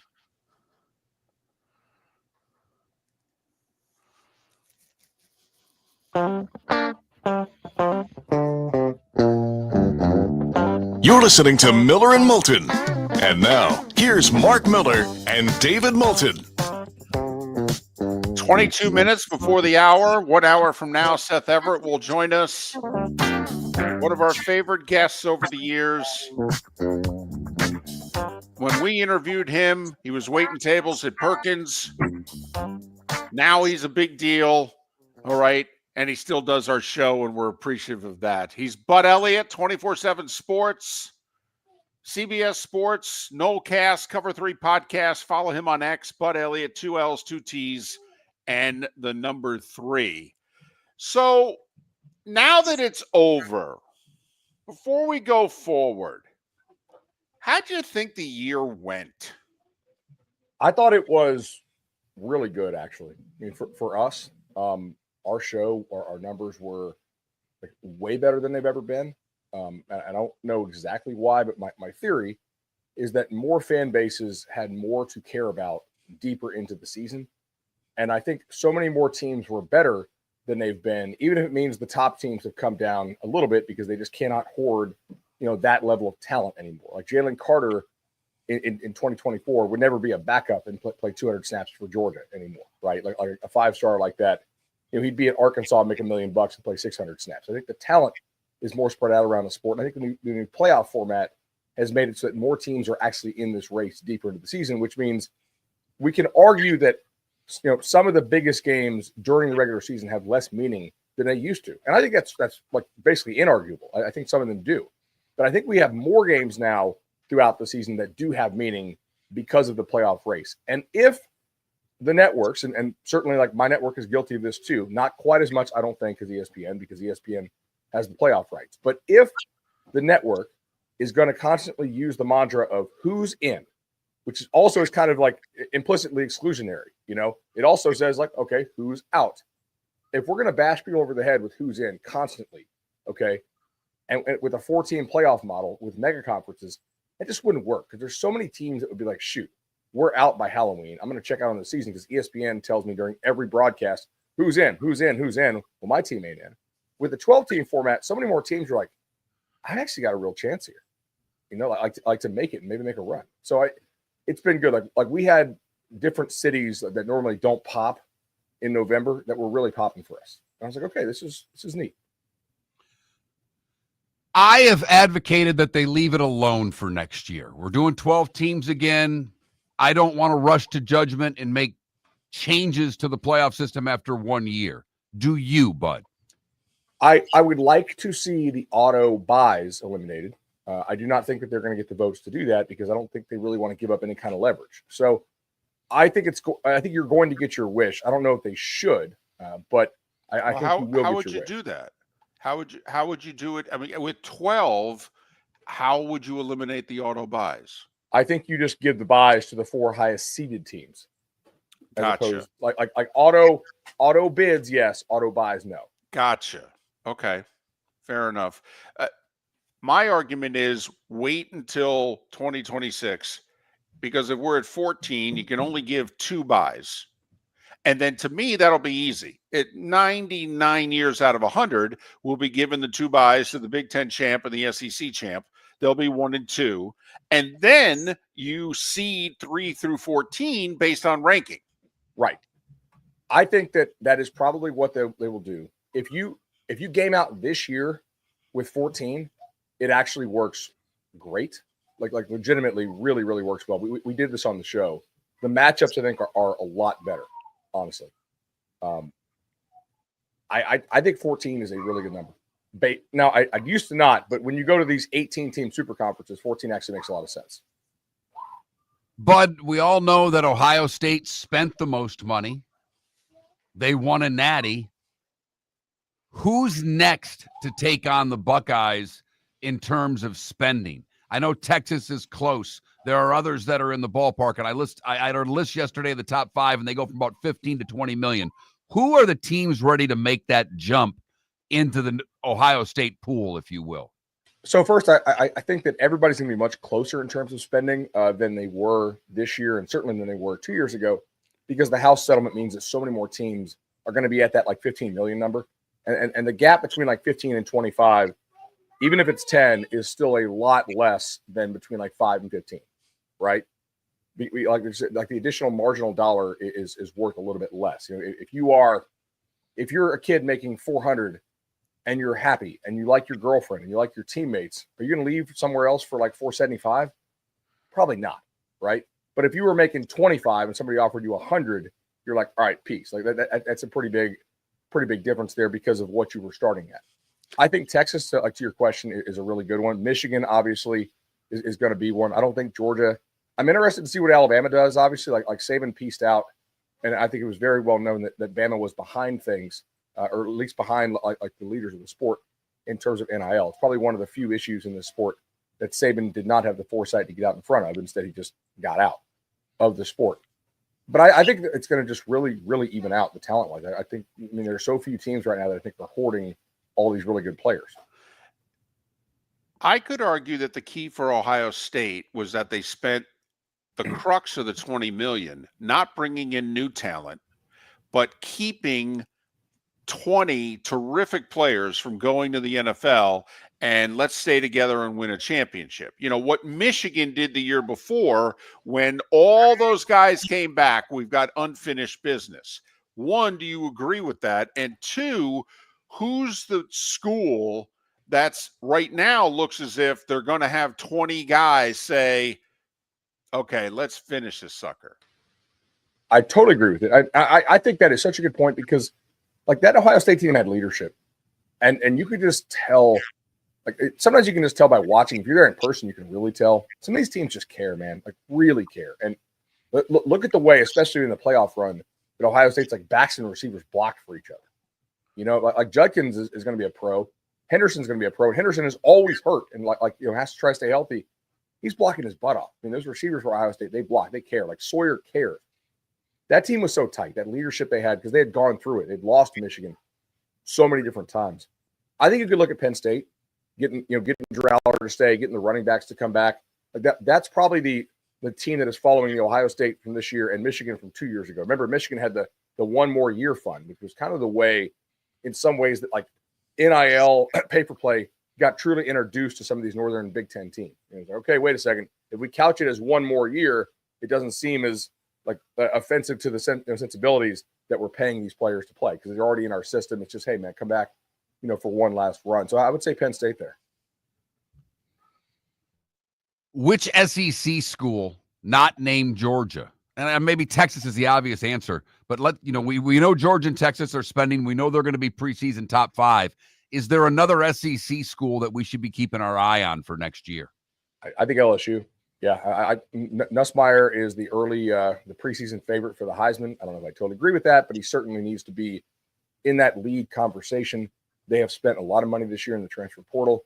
They kind of got pantsed on high school recruiting down the stretch, because if you recall, they didn't spend money in the transfer portal this past year at all, and it hurt them on the field because they were saving up for this high school class, and they lost a good bit of this high school class down the stretch. So they're kind of sitting on a bunch of money, like, all right, we're going to splash the pot here in the portal. We have Nussmeier. They have to rebuild that O-line. I mean, they're going to lose several pros and several like good veterans off this roster. So see if they can like figure out the O-line situation, but the defense should continue to improve for a second straight year. I like Nussmeier. I think the receivers will be a lot better than they were this year. So to me, LSU is certainly one to watch. With the NFL, we've got free agency beginning in 7 weeks, and we have a draft. From now to spring ball, how much can schools add, or can we make definitive assessments about the talent level at Notre Dame for next year, Alabama for next year, based on January 22nd? I think you can make pretty definitive stuff. Now we have the spring window coming up, obviously, which certainly could change things. But the only schools that are really like adding a lot right now are Ohio State and Notre Dame, and most of those, like, they don't have that many holes to fill. Basically, you get like the 10-day window after your last game if you played a playoff game. So a couple guys from Ohio State went in yesterday. Maybe somebody from Notre Dame will go in today. We'll see. Like, not big pieces. By the way, is Ohio State going with the redshirt freshman at quarterback? I mean, they had like 4 guys on the depth chart, and now they only got 1. So, I will say Sayan is very good. And if you want to read some of this stuff, the other like super highly rated kid who they signed out of Georgia already pieced out. So I think it's pretty well known that he was doing really well. There was some chatter in the industry that they were going to see if Ewers was really, really serious about this draft stuff, which would be wild for Quinn Ewers to go back to Ohio State. Maybe he will actually come out of the draft. We don't know. But I would feel like relatively positive about Ohio State chances if Sayan's the guy, especially because of who he would have run off. I mean, there is still signal to if you sign 5-star every year and the other 5 stars piece out, that you're probably the goods. Where are we going to have, Ohio State had O-line depth problems. Notre Dame did a hell of a job with all their injuries to recover on their O-line. Are we going to have, is this going to be similar to the NFL, that if your quarterback goes down there, Georgia had 3, 4, 5 stars waiting in the wings every year, so it seemed. Is the days of that completely gone, and are we going to have more even quarterback play throughout these big conferences? Okay, so I think the days of having really good line depth are definitely gone, because somebody will come pay your backup lineman starter money if he's got any kind of chance to play. So those days are probably gone. Quarterback wise, I think there's not a lot of signal to this year. I really think that you probably just had a misalignment of where the best quarterbacks were and where the best teams were. Occasionally this happens. I mean, Craig Krenzel won a national title at Ohio State. And just, to me, that's just kind of a weird year. Cam Ward's at Miami, Shador's at Colorado. But next year, you got a couple promising kids in the Big Ten, okay? You got a couple promising kids, like somebody in the SEC, whether it's Lagway, whether it's Nico, whether it's Sellers, like one of those kids is probably going to step up and be really damn good, probably a year ahead of schedule. Like who's going to – Nico's obviously going to be year 3. The latter 2 I mentioned are going to be year 2. Somebody probably emerges and really crushes in the SEC. Maybe it's Stockton, right? Like maybe Stockton takes him massively. Georgia seems to like him. So I think there's a better chance next year that the best teams – like, hell, what if it's Sayan at Ohio State? Like, there's a real chance Sayan could be a hell of a lot better than Will Howard was. All right, let's get real. Okay, we think in the SEC, for one, that they've been paying guys forever. But the big selling point for Nick in Alabama was Nick would say, I'm going to get you to the NFL. I'm going to get you there with less wear and tear on your tires, and you're going to have great NFL careers. Take a look at these couple hundred guys over my career that I've done it. I'm going to do it for you. And so he would get guys to, whether they were getting money under the table or not, he would get guys to be the second and third string guy. Derrick Henry was only getting the ball 1 year at Alabama. 1 year. Won the Heisman, but he only got it 1 year. Can the schools who sold the NFL still sell the NFL, or is it just all about the Benjamins? Look, the NFL argument boils down to I'll make you more Benjamins in the long term. So right, but like I could argue, don't play 3 years of 1,500 snaps. Yes, you'll make more money. You'll be more worn out when you get to the league. Stay here. You'll make a little less money. You'll play 800 snaps. You'll have a better career. All right, fair enough. I'll ask you this. What's the most important million you'll ever make? The first all these finance guys say it, right? The first million. Important million you'll ever make. It's that first million. Damn right. And still looking for it, bud. If you sponsor 21,000, sponsor 21,000. So that's I just don't think that it holds up. Now I do think this is something that some of these SEC schools are dealing with. I talked to some guys at convention about this, and this was interesting. Some of these northern schools have much better academics than some of these southern schools do. And I think some of these northern kids care about academics more because like some of the places they come from are like really, really good academic high schools. Like Notre Dame's not losing kids to transfers out. You know, I don't know if you're a kid who really cares about academics, maybe you don't chase money as much. Maybe you don't need to chase money as much. Like, there's probably socioeconomic factors that go into that as well that are beyond the 2 minutes we have left in this segment. But like the shape of the funnel for some of these non-academic schools is a little bit different. Like they both get players in. It's a retention issue. The schools that have lower academic standards, they're allowed to get more players in early on because they can accept more, but they're also probably apt to lose more of those guys down the stretch. I think so many more teams now have a shot. Who's Notre Dame's quarterback next year? Probably Steve Angeli, but there's some chance it's Carr, Lloyd Carr's grandson. Yeah. Oh, that's rich. That's rich in and of itself. It is. But thanks for everything. Congratulations on all your success, all 24/7 success. All the best to you and the family. Have a great off season. We'll bother you a couple months down the road. All right, guys. Be well. Enjoy. Thanks, bud. Thanks, bud. Follow Bud on X, Bud Elliott, 2 L's, 2 T's, the number 3, Bud Elliott 3, 24/7 Sports, Nolecast, Cover 3 Podcast, CBS Sports HQ. Good guy, does a great, thorough job, loves the sport, and is very balanced. Also, covers all the conferences, all the teams. When he starts doing his reports after spring ball, their must-listen podcast. He gets to every team and does an incredible job of breaking them down. Miller and Moulton. Seth Everett in a little over a half hour's time. Swamp Buggy Racing returns to Naples, Florida Sports Park Sunday, January 26th for the Swamp Buggy Winter Classic. Naples' All-American weekend of family fun starts Saturday the 25th at 10 with a red, white, and blue parade and celebration down 41 from Coastland to 5th. But Sunday, we're Swamp Buggy Racing. 6 categories, from Jeeps to Bog to the big V8s that roar around the famed Mile of Mud. It's Florida's oldest racing tradition. Get tickets today at swampbuggy.com. Gentlemen, as your wife mentioned getting new flooring, but you don't want to go through the hassle, well, go see the Floor Meisters in Naples next to Costco. They understand your time and money are important, so they'll make it as painless as possible. With a huge in-stock selection of carpet and Cortec, they can get you the floor your wife's been asking for. They carry wood, vinyl, carpet, and tile. If you do it yourself, no problem. They can handle that as well. So go see TJ at the Floor Meisters and tell them, just keeping it real. American Paint Supplies, for nearly 30 years, is your one-stop shop for all your coating needs. If you are a designer, a contractor, a professional painter, or a weekend warrior, American Paint Supplies is the place where experts go to get expert solutions. At 6100 Shirley Street in Naples off of Pine Ridge, American Paint Supplies delivers the best solutions with the best products with the best support. Meet Gene and his team today at American Paint Supplies. Call 239-566-2700. That's 566-2700 or online at AmericanPaintSupplies.net. Wine glasses never fall over until you get a brand new rug. Oh, no! Ketchup bottles act normal till you're wearing a new shirt. Oh, you kidding me? And rocks slide peacefully on the road till the day you get a brand new windshield. Then they fly up off the road and attack without mercy. That's why new windshields from Glass Doctor come with our windshield protection plan. Unlimited repairs and 1 replacement for 12 months. Don't just fix it, protect it. Glass Doctor, a neighborly company.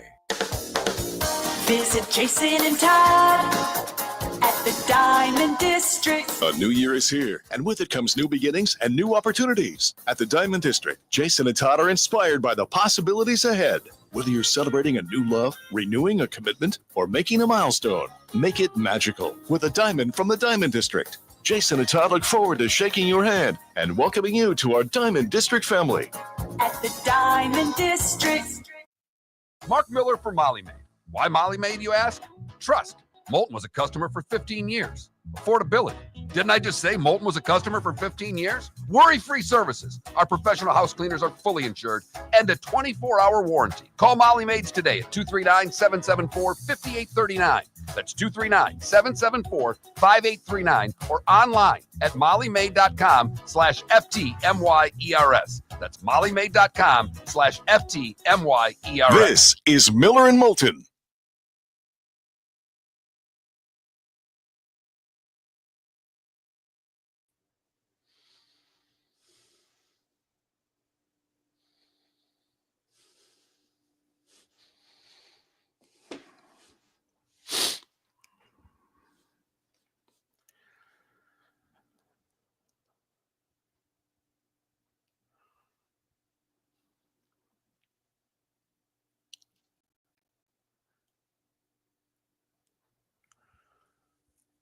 Well, Michael, I don't know how promising, but we do have 2 system plays tonight. By the way, yeah,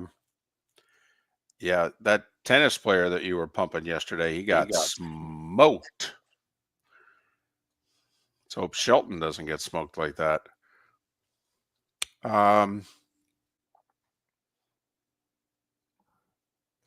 So my son-in-law, whose birthday is today, by the way, his family lives in Navarre, Florida, which is kind of equidistant. Tim Tebow? I don't think so. Oh, okay. I thought Tebow was from Jacksonville or from close to here. But Navarre is like equidistant from Tallahassee to Pensacola. Gotcha. And there's a small town named Moulton, Florida. That's about 15 miles north of Navarre, just south of the Alabama border. They got 8 inches. 8 flipping inches. I was thinking, what's the high school Tebow played at? Didn't it start with an N? I thought he went to Peace. Is that where it is? Okay. I could be right. I don't know. No, I don't. I mean, that's 20 years ago. I've lost a. Whew, I'm not nearly as sharp as I used to be. High school.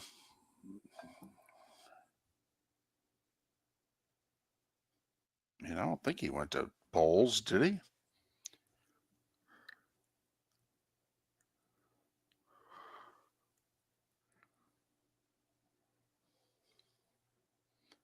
Nice. That's okay. That's it. Sorry.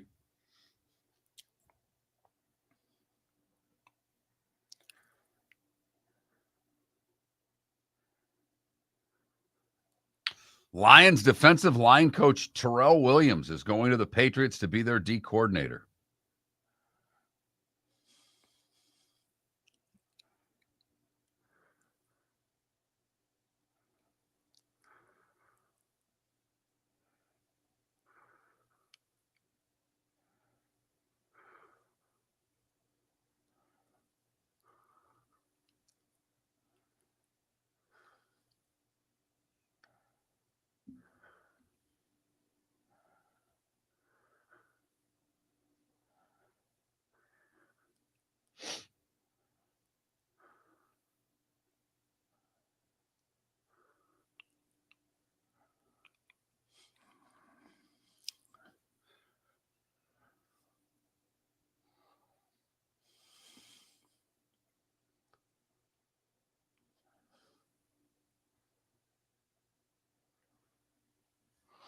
I'll tell you what, the football stadium shots today are so good.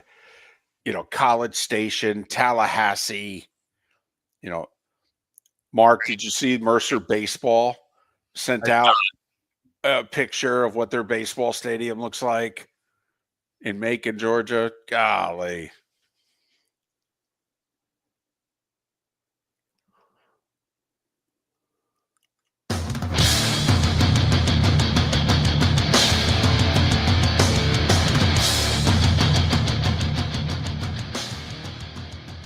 You're listening to Miller and Moulton, coming at you from the Floor Meister Studios. Floor Meisters, keeping it real. And now, here's Mark Miller and David Moulton. We are halfway home on this hump day, so it means we're at the halfway point of our week. Although if you're living in Lake City and surrounding areas, and by the way, please be careful if you haven't gone out yet. You guys got hit with sleet and the roads are slick. So if you could wait until after lunch, do so. If you're in Charlotte County and surrounding areas, it's not pleasant, but at least it's not black ice. We thank you for listening. Miller and Moulton, millerandmoulton.com, Miller_Moulton on X. Seth Everett will join us in about 35 minutes time. We usually wait until tomorrow.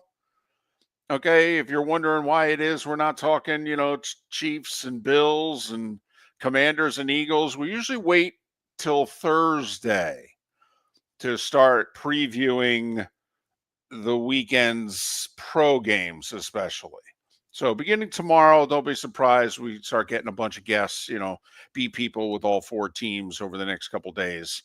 And we'll dive into the NFC and AFC championship game. There's only 2 road wins so far, Mark, in the playoffs, and both by the Commanders.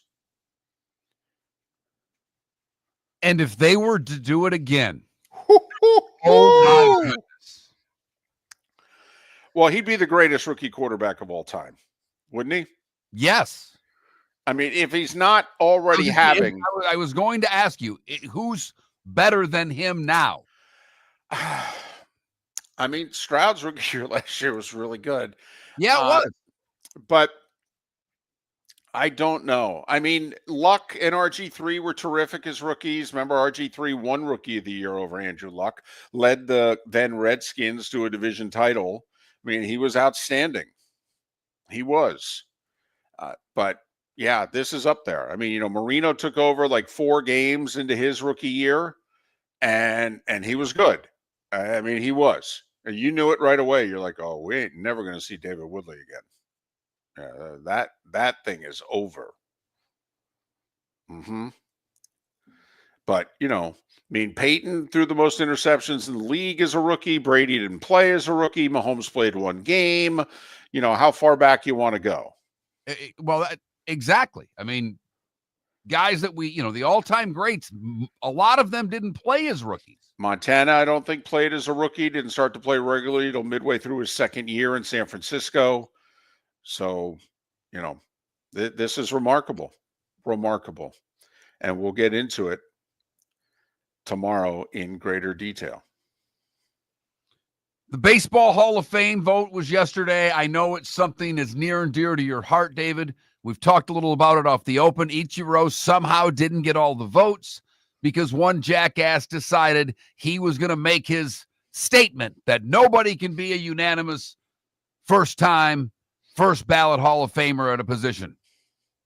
We'll never know who that was because the odds are he'll never admit to it. It's a flawed system.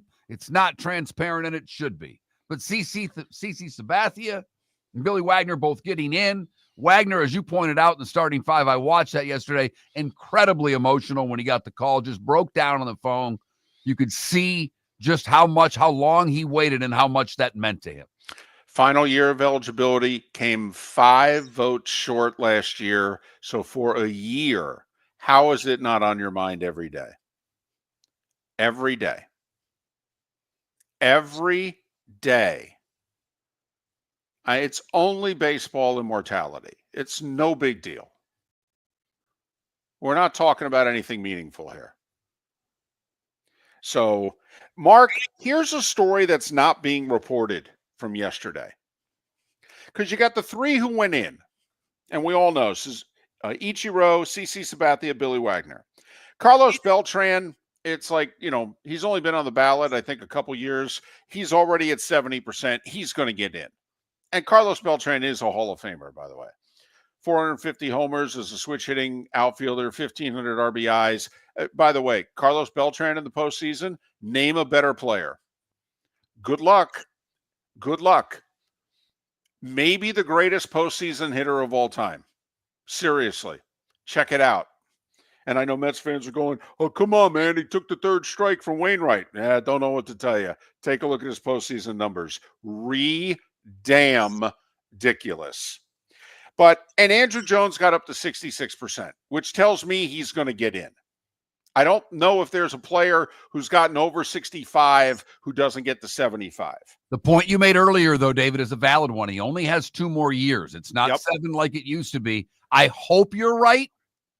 I will reserve my opinion on that to see where it goes next year, to see if they can get him much closer, because it's going to take to the 10th year. He won't get in next year, in my opinion. He's a fascinating case study because if he had retired at 30, he would have walked right in.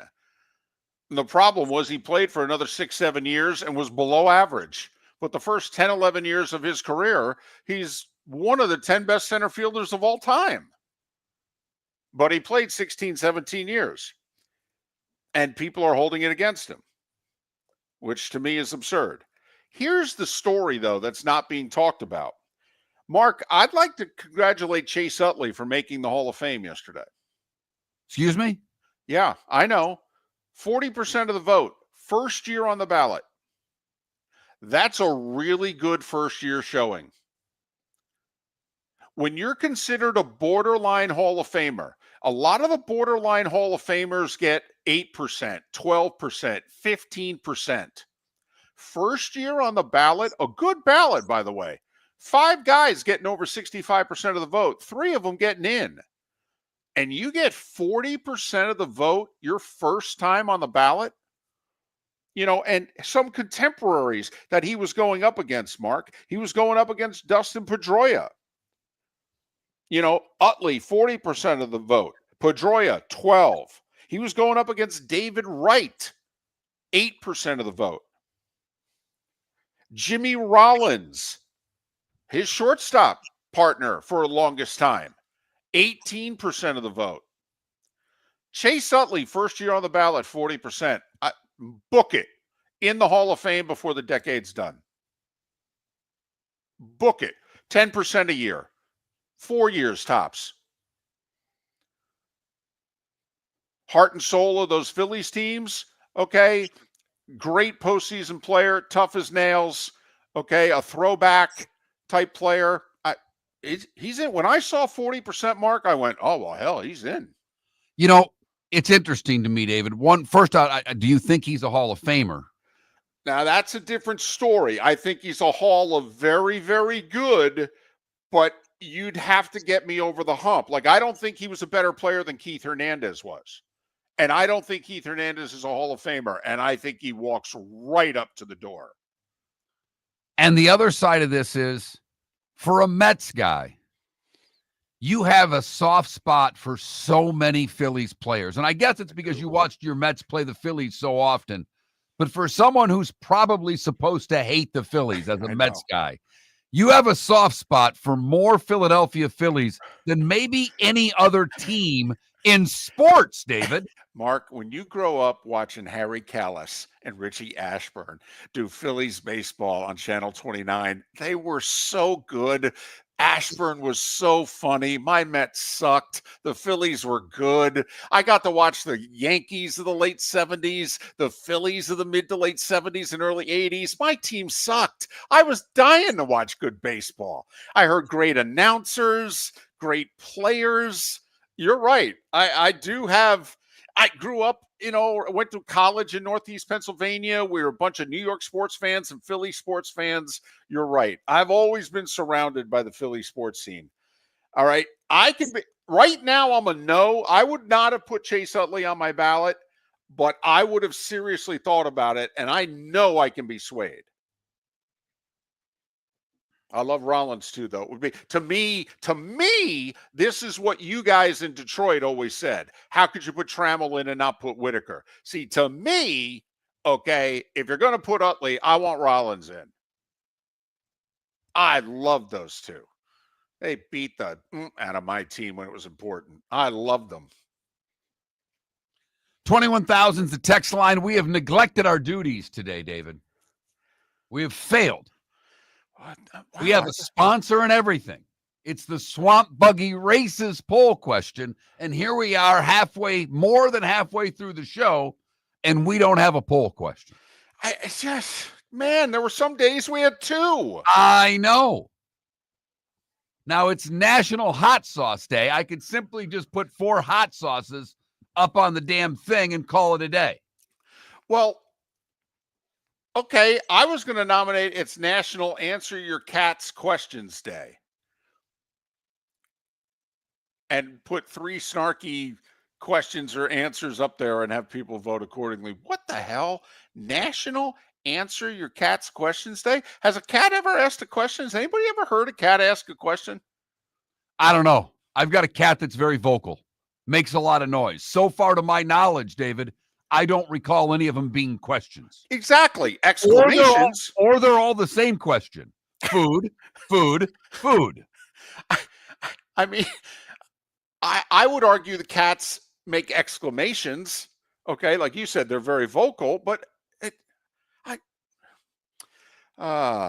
we could, Sonny says we could, do you want 12, 14, 16 teams in the college football playoff? But the only, and I'm fine with that, but the problem is we have 12 from one more year, then we have 14 for a few years, and then we're going to have 16. So who really gives a damn what you think? Because they don't care. I'll tell you what, I'm wondering if we're going to get to 16 for this reason. Have you heard any of and let's be honest, Oregon or Georgia? Have you heard them publicly complain that they had the bye and they didn't get a home game? No. Now, they could argue they got a bad draw, but they're not arguing that they wanted to play an extra game. Remember, both Oregon and Georgia also played in their conference championship game. So that in theory, for Oregon and or Georgia to play for and win the Natty, they'd have to play 17 games. I don't know, Mark, if because remember, and we're pressed for time, but remember, this is the Big Ten or SEC champion when they go to 14 that's going to get the bye. I mean, we think it'll be very rare the Big 12 or the ACC champion is going to be the 1 or 2 seed. Right. Clemson's got to put a donut up to get a bye. Right. So are they really going to be advocating to play an extra playoff game when obviously both the 1 and 2 seeds will have played in their conference championship game? So you pointed out they don't get to keep all that money in the home playoff game. They got to distribute it to everybody else in the conference except Notre Dame. Whether you're chasing peak performance, reigniting intimacy, or simply want to feel your best, Game Day Men's Health creates customized game plans to optimize your health. Call 239-427-3441 for our Bonita Springs and Naples location to set up your free testosterone test and consultation. Mention Miller Moulton Radio Show for 10% off your service. Find your maximum self with Game Day Men's Health, Bonita Springs and Naples, Florida. Call 239-427-3441 today. American Paint Supplies, for nearly 30 years, is your one-stop shop for all your coating needs. If you are a designer, a contractor, a professional painter, or a weekend warrior, American Paint Supplies is the place where experts go to get expert solutions. At 6100 Shirley Street in Naples off of Pine Ridge, American Paint Supplies delivers the best solutions with the best products with the best support. Meet Gene and his team today at American Paint Supplies. Call 239-566-2700. That's 566-2700 or online at AmericanPaintSupplies.net. Gentlemen, as your wife mentioned getting new flooring, but you don't want to go through the hassle, well, go see the Floor Meisters in Naples next to Costco. They understand your time and money are important, so they'll make it as painless as possible. With a huge in-stock selection of carpet and Cortec, they can get you the floor your wife's been asking for. They carry wood, vinyl, carpet, and tile. If you do it yourself, no problem.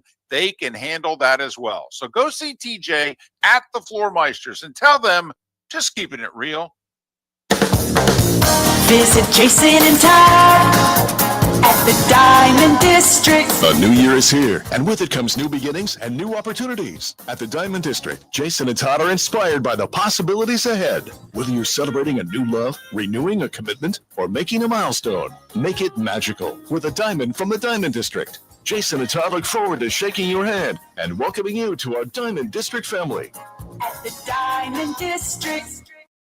This is Miller and Moulton.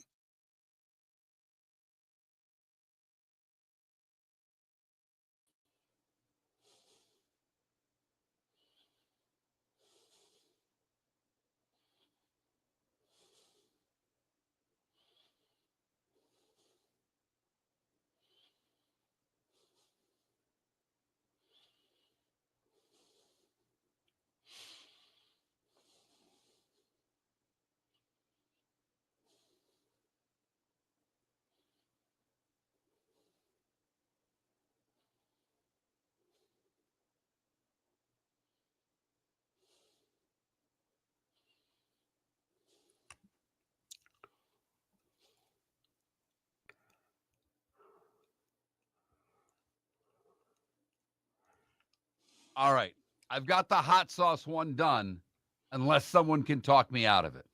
No, let's do it. I went Cholula, Tabasco, Crystal, and Texas Pete's.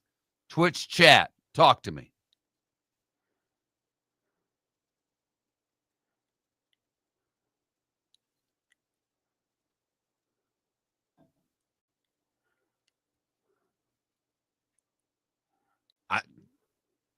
In favor of who, Irish football?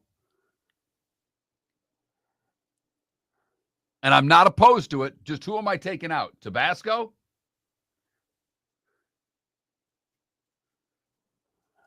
Crystal? Texas Pete's? Who am I taking out?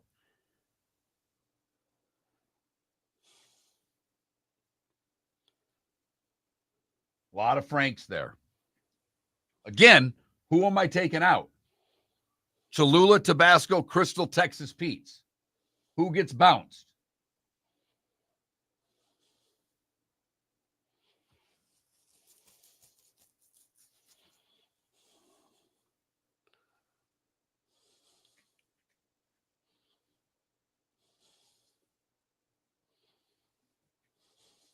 Crystal is BS. Wow. Strong.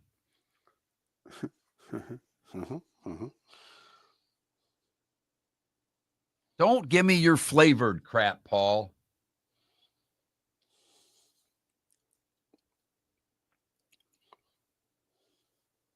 Bounce Crystal and put in Franks. I can do that.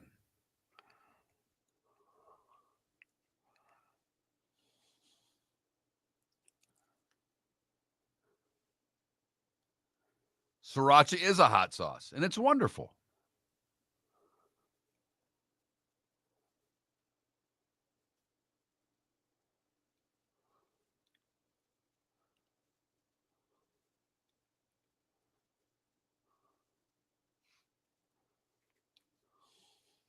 Do I bounce Texas Pete's and put in Sriracha?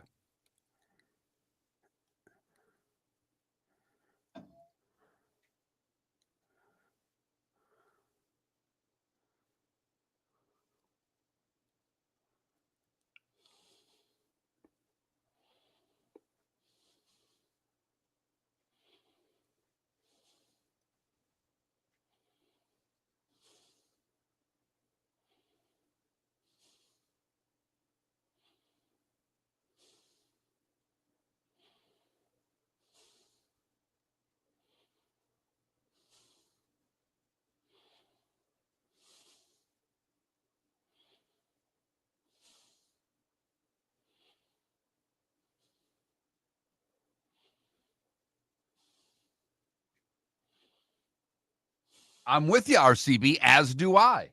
But I would say Cholula is my favorite. That's my most used. All right, they're up. It is what it is.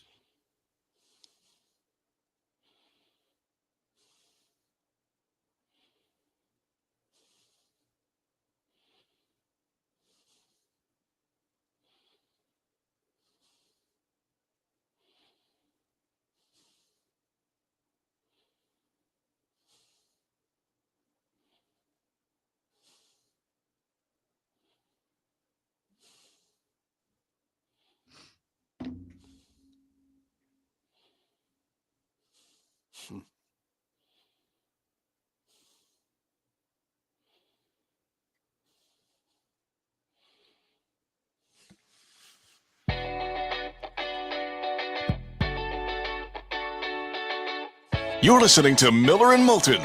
And now, here's Mark Miller and David Moulton. 21 minutes past the hour. Seth Everett will join us in a little more than 15 minutes' time. As we get over the hump on this Wednesday, Miller and Moulton, millerandmoulton.com, Miller_Moulton on X. All right, this is your poll question. This is your area of expertise. The Swamp Buggy Races poll question. Parade Saturday, beginning at 10:30 in Naples. Races beginning at noon on Sunday at the Florida Sports Park, Naples. Go to swampbuggy.com. Get your tickets. Gates open at 10, swampbuggy.com. All right, this is your thing. Go for it.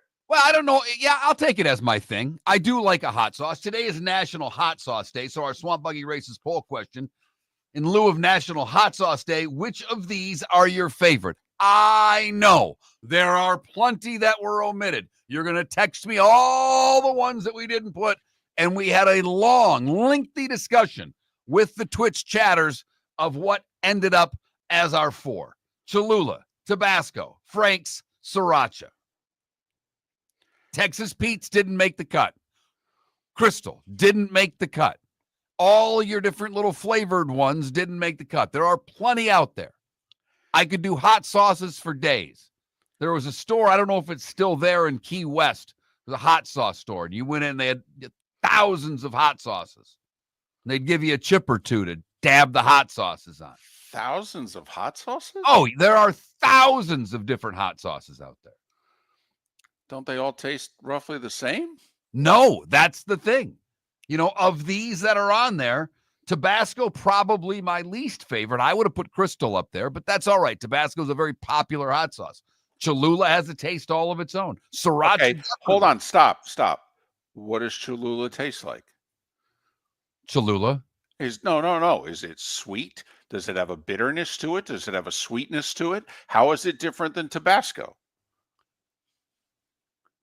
It's just that they're different flavors. It's the peppers that I can't describe it, but I know if you gave me a bunch of hot sauces, I think I'd do a pretty good job of identifying what you gave me. Here's my other question. So you go to that place in Key West when it was still around, whether it is now or not. Okay, and they start giving you chips and what have you. By the 4th hot sauce, isn't your tongue shot? It depends. If you start going to some of the really hot stuff, you are definitely onto something there. I didn't put mild on for you, David. I apologize. Right. It's not medium hot sauce. Okay. And I did graduate from mild to medium. Okay. But it's not right. It's not medium sauce day. But I mean, like Frank's is if you're going to make wings, you have to have Frank's. Period. End of sentence. Now, are these fighting words? Are we going to get, because 7 people will text us today about sports at 21,000 on the text line. You bring up hot sauces, we'll get 315 texts. Some of them, people didn't put in the new keyword, and they'll go to Trenton, Michigan. Which is great. Okay. That's actually fantastic. I'm going to text him in about 30 minutes and see how many hot sauce we got. So are you saying anything that's fighting words here? I don't believe so. Okay, like buffalo is not hot enough, correct? Well, Frank's is what you use. That's what, like a buffalo wing is Frank's. That's their thing. All right. Okay. I'm just retweeting this one. I'm not voting because, like you said, I didn't put mild on there for you. Just medium, for goodness sakes. Could I have some mild wings, please? Oh, man. It's tough going out to eat with Mark. It really is. So yesterday, David, speaking of eating, I'm in the real estate office doing some work. And a gentleman comes in who I'd not yet met. And he's got a real estate license where I hang mine. And he's friends with the guy that I hang my license with. And he stopped in. We were just BSing. And he said, "Oh, I'm sorry to interrupt." And Tom's like, "Come on in. We're just talking here." And turns out Bob, the guy that I met, is a big fan of our show. Oh, wow. Hey, Bob. Exactly. And great guy. Had a lot of fun talking to him yesterday about a lot of different things. But within 30 seconds, he just looks at me and he says, "Does Moulton really eat the way that he describes that he eats?" And I'm like, "Oh, yeah. Oh, it's that and more." Oh, yeah. No, we're not sticking it up here. No. And he said one of the nicest things that's ever been said to me. You portray yourself a lot heavier than you actually are. See? I agree. I think you look decent. And you're in your mid-50s. You only got 4 gray hairs. I think you look good. And you don't dye your hair either. No. You look good. Couldn't afford that. You can barely afford a Sports Clips cut these days. But, come on. If you put the two of us standing next to one another with the caption, the one guy's only 4 years older than the other, do you know what the responses would be underneath? BS. No way. That's ridiculous. Well, that's because you've gone full gray. I have. My wife won't let me touch it up. bothers me. Not only that, I got some things going on. I think it's made, the salt take over the pepper. It's bothering me. Trying to keep comfort in the fact that I still got my hair. I got a big melon and a full head of hair. So that's what I'm taking solace in. As well you should. So vote on the poll question. It's about hot sauces.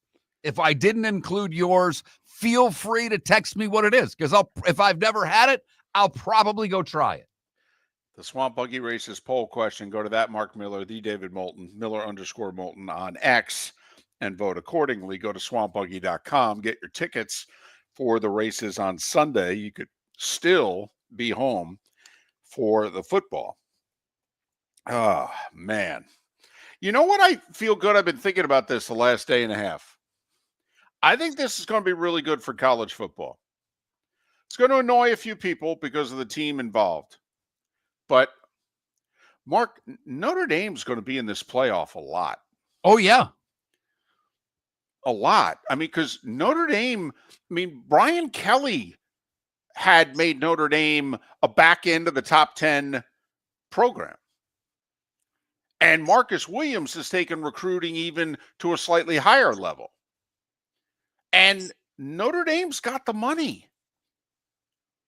Notre Dame's going to have a good team every year. The danger is what we talked about with Bud Elliott last hour. Injuries. You get a couple at the same position, you don't have the depth that you used to have. Notre Dame somehow withstood all their offensive line injuries. Credit to them. But the key one now is most teams aren't going to have a second quarterback who can step in and play and still lead the team to a title. Florida was lucky last year that Lagway's an elite freshman. And he could step in after Mertz got hurt, and actually they were fine. You could argue they were better. But, right now Notre Dame's got, kind of a career backup in Steve Angeli. And, okay, is that going to be good enough to win a natty, play for a natty? Probably not. Make a playoff? Yeah, they could make a playoff with Steve Angeli. If Ohio State's highly touted redshirt freshman, if he gets hurt, what are they going to have behind him? Because everybody's transferring out. The backup quarterback for Monday night's game transferred to Cal. He stayed with the team through the playoff. If something had happened, he was with them. But as soon as the game was over, he transferred to Cal. And that's because Cal's quarterback transferred to Indiana. And if you get it wrong, like the kid Michigan got, Underwood, I believe, the kid they paid all the money to. I think I got that name right. He played at a pretty low level of high school football. Didn't play, by all accounts, can sling it, did well in the camps and all of those things. But he didn't play against the top talent. It's easier to look good against inferior talent at any level. So if you guess wrong, then you could really put yourself in a bind. But I think it's going to be good for college football that Notre Dame is going to be a serious playoff contender every year. Agree with you wholeheartedly, because we all have an opinion on the Irish. And we went a long period of time where that was not the case. Miller and Moulton. He doesn't like college football because his team can't play it anymore, but Seth Everett is next. Miller and Moulton would like to thank the sponsors that, quite frankly, saved the show in 2024. Whether it was Floor Meisters, American Paint Supplies, Glass Doctor, Molly Maid, Cigar Bar, Sleep Treatment Direct, the Diamond District, and even the Cape Coral Police Department, thank you. We're hopeful of a great 2025, still needing sponsors, so reach out to Miller and Moulton via X at that Mark Miller or the David Moulton, or text us at 21,000. But Miller and Moulton says thank you to our sponsors and to you, our loyal listeners. The world-famous Cigar Bar started as a neighborhood place in downtown Fort Myers, and now it's a brand, a destination with 4 locations. The original place, Henry Street, Fort Myers, Gulf Coast Town Center, on Southeast 47th Terrace off the Cape Coral Parkway, and the Lounge on West 1st Street in Fort Myers. A place to go, whether you just need a relaxing drink and a smoke after a tough day at work, or a place to go celebrate. From relaxation to celebration, the world-famous Cigar Bar. Gentlemen, as your wife mentioned getting new flooring, but you don't want to go through the hassle, well, go see the Floor Meisters in Naples next to Costco. They understand your time and money are important, so they'll make it as painless as possible. With a huge in-stock selection of carpet and Cortec, they can get you the floor your wife's been asking for. They carry wood, vinyl, carpet, and tile. If you do it yourself, no problem. They can handle that as well. So go see TJ at the Floor Meisters and tell them, just keeping it real. Is snoring bothering your spouse? Would you like to sleep in the same bed again? Do you know that snoring can affect your sleep cycle and cause lower testosterone levels? At Sleep Treatment Direct, we have easy solutions. We have a simple laser procedure that can improve snoring in 10 minutes. If you would like to get back in the same bed or are looking for a natural way to treat low testosterone, give us a call at 239-444-1741. That's 239-444-1741. Or go to sleeptreatmentdirect.com. That's sleeptreatmentdirect.com. Sleep Treatment Direct. Sleep safe and sound. This is Miller and Moulton.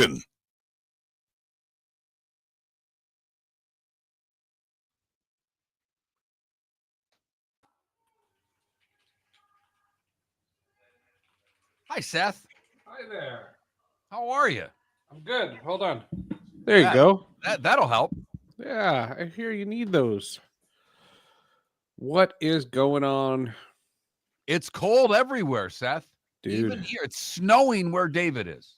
Yeah, it's 4 right now. It's really cold. I had a rough day yesterday. I was at Montclair, and the parking lot that I normally park in, the 2 parking lots that I normally park in were full, and I wound up parking close to a mile away on a college campus in 4 degrees. I remember those days. I had trouble catching my breath. It was that was daunting. I was not fucking around. Yeah, I didn't like it. This cold is really, it's like a bitter cold. I remember it enough to not want to be in it. Yeah, I bet.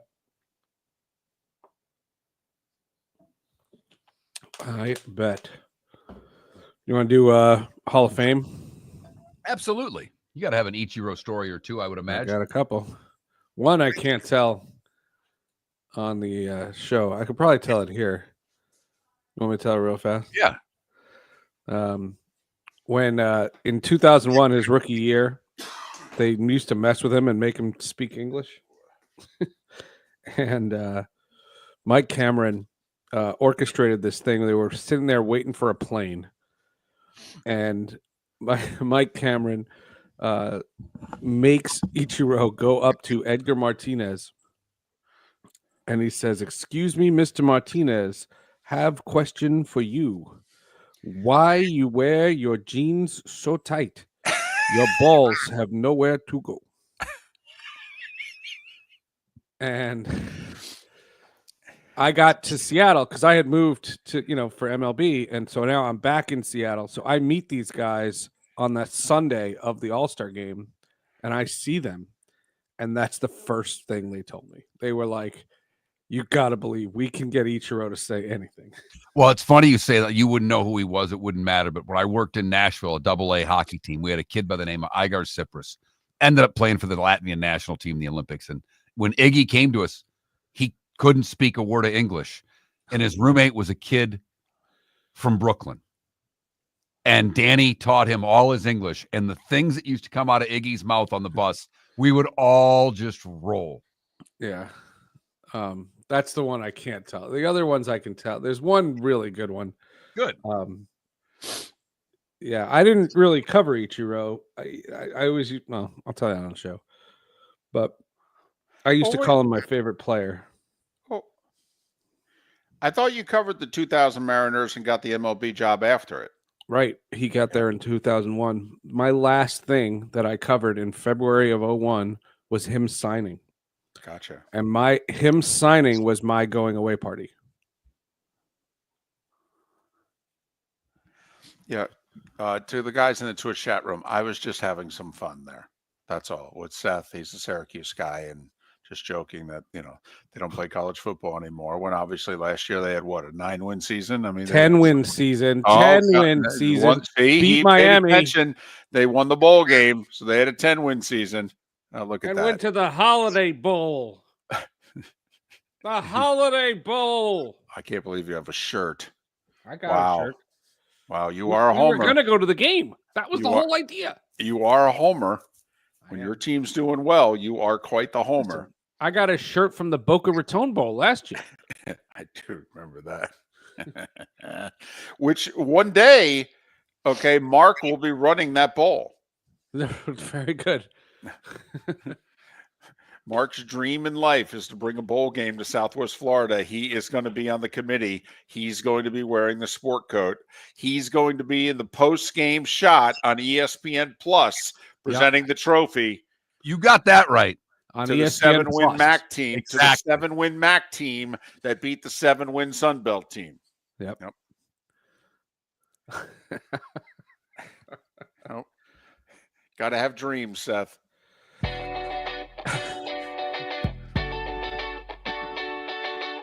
You're listening to Miller and Moulton. And now, here's Mark Miller and David Moulton. 22 minutes till the top of the hour. It's that day and time where Seth Everett joins us. He of Sports with Friends Hall of Justice. Follow him on X at Seth_Everett. How you doing? I live in Jacksonville now. We had snow flurries this morning. Have you seen the weather around the country? Are you old enough to watch the Weather Channel? I don't have to. I have a phone. but yeah, it's a paltry 2 right now. I did see that because I've got my mom's hometown in my phone, and it's 4 there right now. Yeah, it's a bitter cold. It's not comfortable.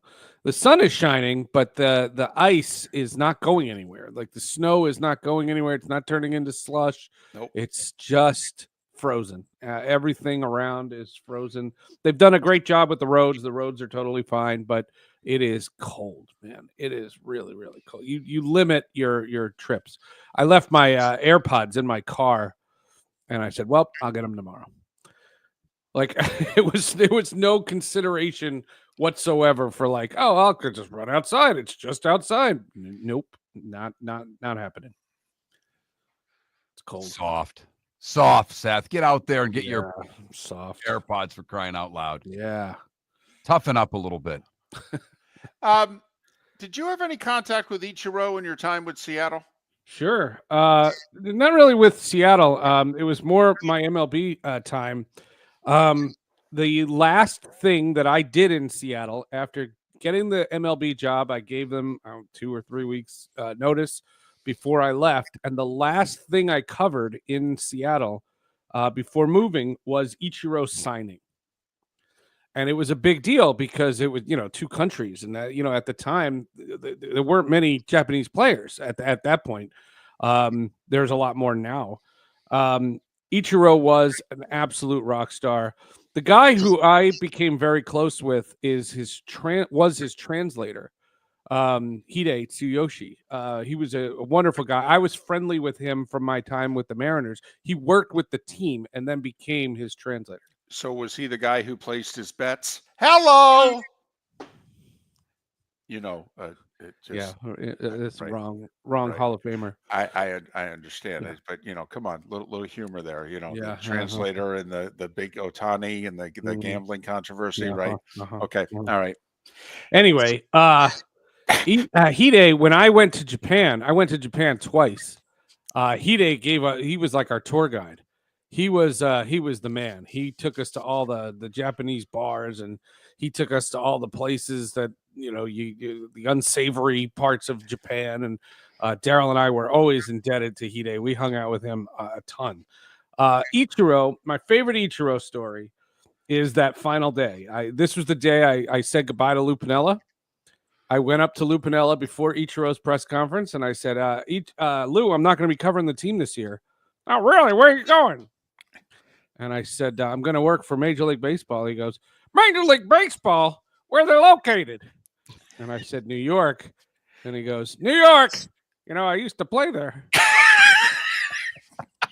That's a true story. But that day, the Japanese kept asking questions, and they kept doing loose translations for the American viewers. You know, they would literally, Japanese questions in Japanese, and Ichiro was answering them in Japanese. And I didn't hear him speak a word of English for like 4 seasons. But Ichiro came in, and they asked him, do you remember the relief pitcher, Kaz Sasaki? Yeah. Yeah. They said, did having Sasaki on the team make you want to come to the Mariners? And he, very deadpan, says, well, it's a good thing and a bad thing. Good thing to have someone talk to about Major League, but bad thing because Mr. Sasaki likes to drink, and me want clause in contract, no have to go out with him after drink. And I sat there in the first row, and I'm doing like, I'm not imitating, like it was a very thick accent and all that stuff. And I looked at my friends, people who I saw just 2 weeks ago when I was out there, and I said, this guy's a rock star. I said, he gets it. He totally gets it. And everybody said he was an incredible teammate. I mean, the guy looked like he could hit with a tennis racket. Like, that's what he looked like. He had a rocket for an arm. And because he never would do English interviews, I only just saw him in passing. I would say hello, and I was introduced to him, but that was it. It was just hello. So I used to call him my favorite player because most of the players that I covered, I knew I had relationships with, not Ichiro. So Ichiro was my favorite. Ichiro was, every time Ichiro did something, Daryl and I would do whole hours on how great Ichiro was.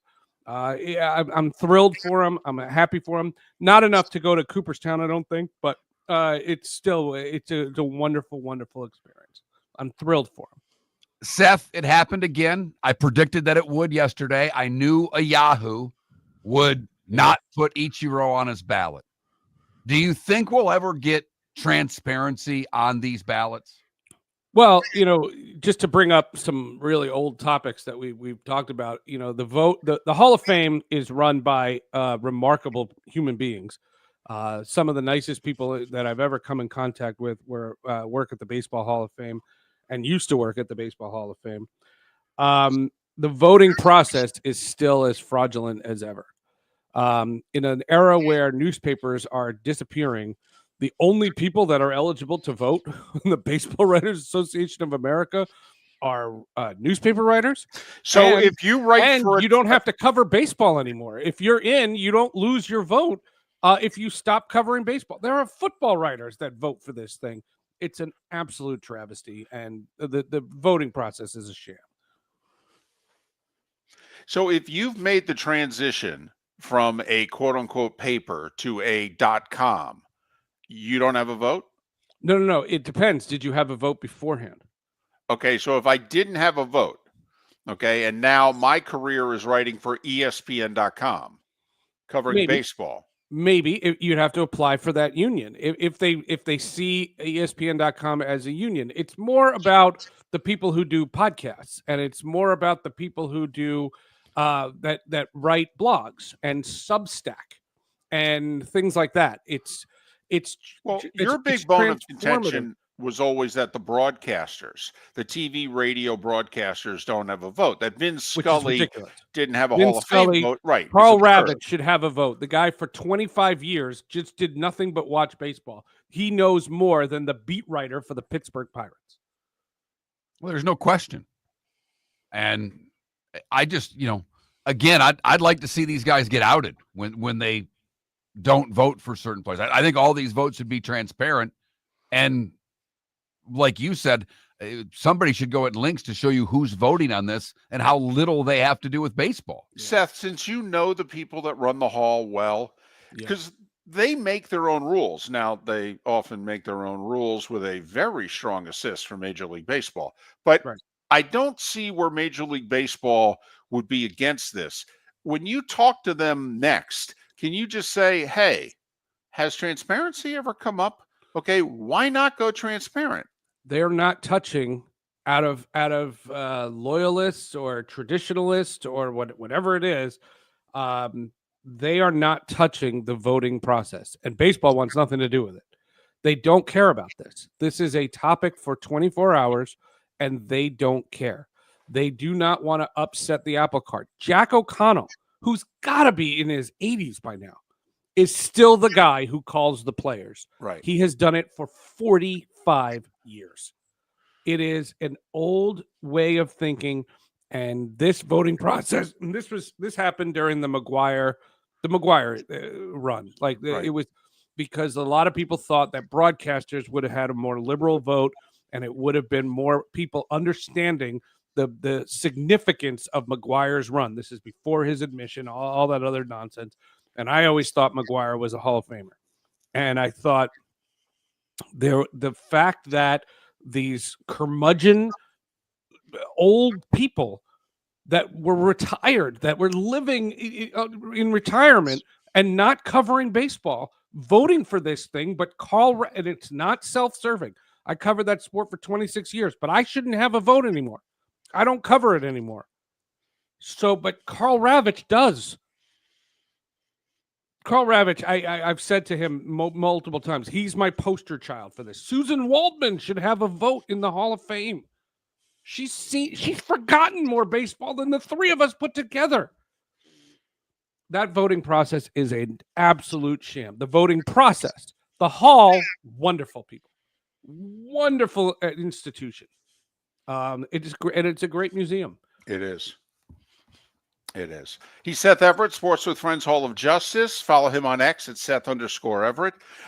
With all your time in New York in Major League Baseball, how much contact did you have with CC Sabathia, who everybody raves about and says, best teammate I ever had? Yeah, great dude. The only story I have about CC Sabathia is not personal. When he was going to be a free agent in Cleveland in 2008, when he got traded to Milwaukee, I think that's the single greatest moment of his career. And he won a World Series the year after. He dominated in Milwaukee when they came from behind to make the playoffs. That 2008 I mean, I know that some people said, I saw online, he should be in Cleveland hat on the plaque. I agree, but fine, he'll be a Yankee, that whatever. But that year in Milwaukee was spectacular. That's one of the single greatest athletic achievements I'd ever seen. Particularly when you put on top of it, Seth, the money he could have lost. We all knew it was a rental, and he said, "Give me the damn ball, 3 days rest. I'm going to pitch us for a month."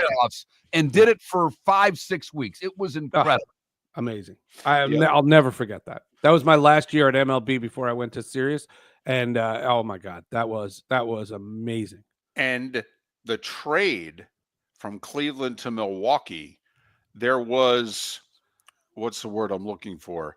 But if Milwaukee made the playoffs, Cleveland got more back. They got an extra player. Yep. And so by Sabathia pitching the Brewers into the playoffs, he got the Indians' Michael Brantley, who ended up being the player to be named later. It was a wonderful experience. I'll never forget. CC Sabathia in a Milwaukee uniform was lights out. And like nothing like that. You'll never see that recreated. Never. For a month like that, no way. Right. Down the stretch, they had to come from behind. They were chasing the Mets and a couple others for a wild card and making the playoffs, obviously, in Milwaukee. I mean, they've had a nice run here, a 7-8 year run where they've made it almost every year. But they hadn't at that point. I don't think they had made it since 82? Yeah. And it was a big deal to make the postseason. Right. It was harder. Remember, there was only one wild card. Right. Now you have 6, but it's you have 3. Come on now. Well, no, now you have the play-in tournament. All those extra teams. You have 3 wild cards. Okay. All right. You Not have the NBA yet. Right. You have 2 extra teams in each league than you had before during the good old days. Stop good old it. days. Anyway, it was hard to make the playoffs back then. Harder. It's still not easy. My goodness. Sports with Friends, Hall of Justice. What do you got, Seth? Oh, well, amazing Sports with Friends. He's a gentleman by the name of Anthony Robles. He is a wrestler. He was a college wrestler in 2011 for Arizona State, and he won the national championship. And he has one leg. And he is the focus. His book is the focus of a brand new movie with Jennifer Lopez and Don Cheadle. And this amazing movie that I saw, I was inspired by, and I got to talk. They said, "Do you want to talk to one of the actors?" I said, "Nope." I said, "Let's talk to Anthony." And Anthony Robles, we sat down. It's one of my favorite half hours in years. What an inspiring guy. And it's not about his leg. We barely talk about his leg. I do ask him some of the technique stuff, like, how do you try to pin more just because you don't have the other leg to balance on it? It's a fascinating podcast. I loved having Anthony Robles on. And then a super icon on Hall of Justice. His name is Elliott. He was the executive producer of the first 3 Superman movies with Christopher Reeve. That's it. The heavy hitters. No joke. Anthony Robles and Elliott Salkind. I have to finish at Ilya for tomorrow, but that'll be out tomorrow. Seth Everett, Sports with Friends, Hall of Justice. Support his podcast. Follow him on X at Seth_Everett. Seth, all the best, man. Stay warm. Yeah. Go get your. I want a clause in odds. my contract. No, have to go out with you after game. I want a clause in my contract that we have to go out together after the game. For those listening in Charlotte County and Lake City, be safe out there. The Diamond District bonus hour is next. Swamp Buggy Racing returns to Naples, Florida Sports Park Sunday, January 26th for the Swamp Buggy Winter Classic. Naples' all-American weekend of family fun starts Saturday the 25th at 10 with a red, white, and blue parade and celebration down 41 from Coastland to 5th. But Sunday, we're Swamp Buggy Racing. 6 categories, from Jeeps to Bog to the big V8s that roar around the famed Mile of Mud. It's Florida's oldest racing tradition. Get tickets today at swampbuggy.com. American Paint Supplies, for nearly 30 years, is your one-stop shop for all your coating needs. If you are a designer, a contractor, a professional painter, or a weekend warrior, American Paint Supplies is the place where experts go to get expert solutions. At 6100 Shirley Street in Naples off of Pine Ridge, American Paint Supplies delivers the best solutions with the best products with the best support. Meet Gene and his team today at American Paint Supplies. Call 239-566-2700. That's 566-2700 or online at AmericanPaintSupplies.net. Wine glasses never fall over until you get a brand new rug. Oh, no! Ketchup bottles act normal till you're wearing a new shirt. Oh, you kidding me? And rocks lie peacefully on the road till the day you get a brand new windshield. Then they fly up off the road and attack without mercy. That's why new windshields from Glass Doctor come with our windshield protection plan. Unlimited repairs and 1 replacement for 12 months. Don't just fix it, protect it. Glass Doctor, a neighborly company. The Cape Coral Police Department is growing. They are currently looking for police officers and are offering a $10,000 signing bonus to newly hired officers. If you desire a career in law enforcement, or if you are already in law enforcement and thinking about making a move to a better agency, think Cape Coral Police Department. If you're looking for a police department that is committed to excellence, that invests in the highest level of training, state-of-the-art equipment, and some of the highest compensation in all of Southwest Florida, then the Cape Coral Police Department is for you. Visit capecops.com. That's capecops.com. Mark Miller for Molly Maid. Why Molly Maid, you ask? Trust. Moulton was a customer for 15 years. Affordability.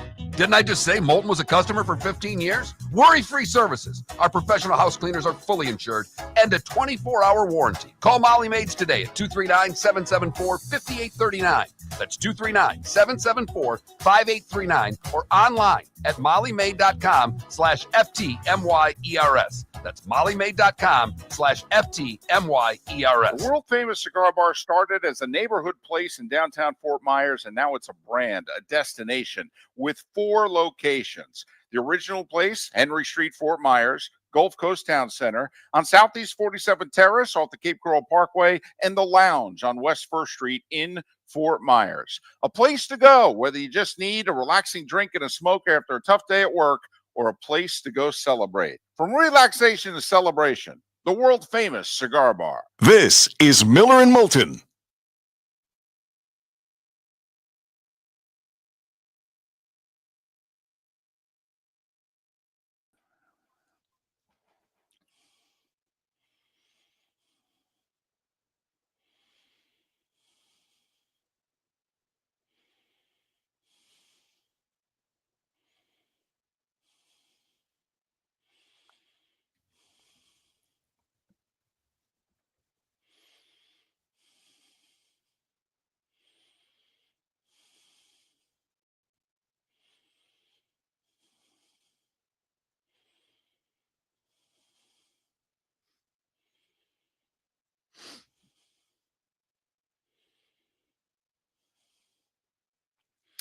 Yeah, Laporta was a, I think first round pick.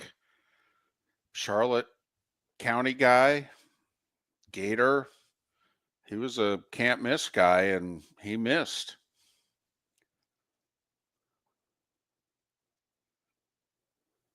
This just in, baseball's hard.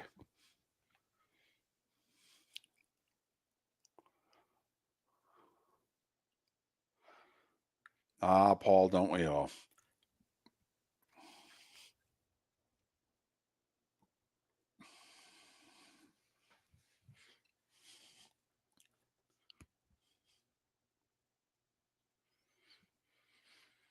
Did he have it before Alonso and the last guy?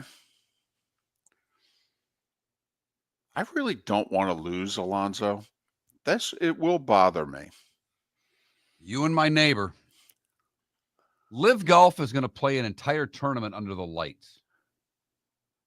Really? In Saudi Arabia. Hello. Huh.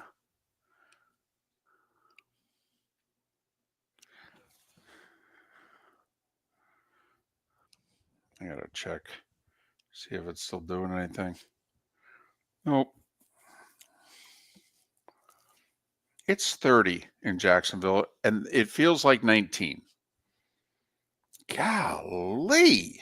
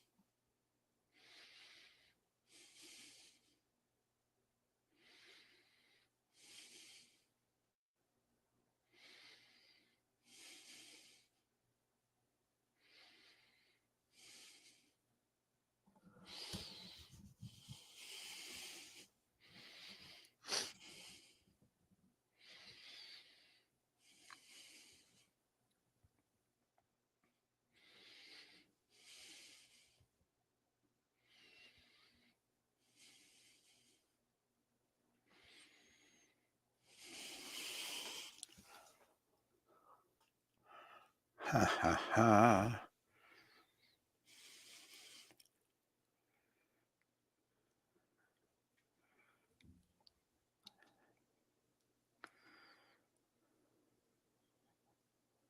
Empire, that'll be our Friday poll question. It is every year.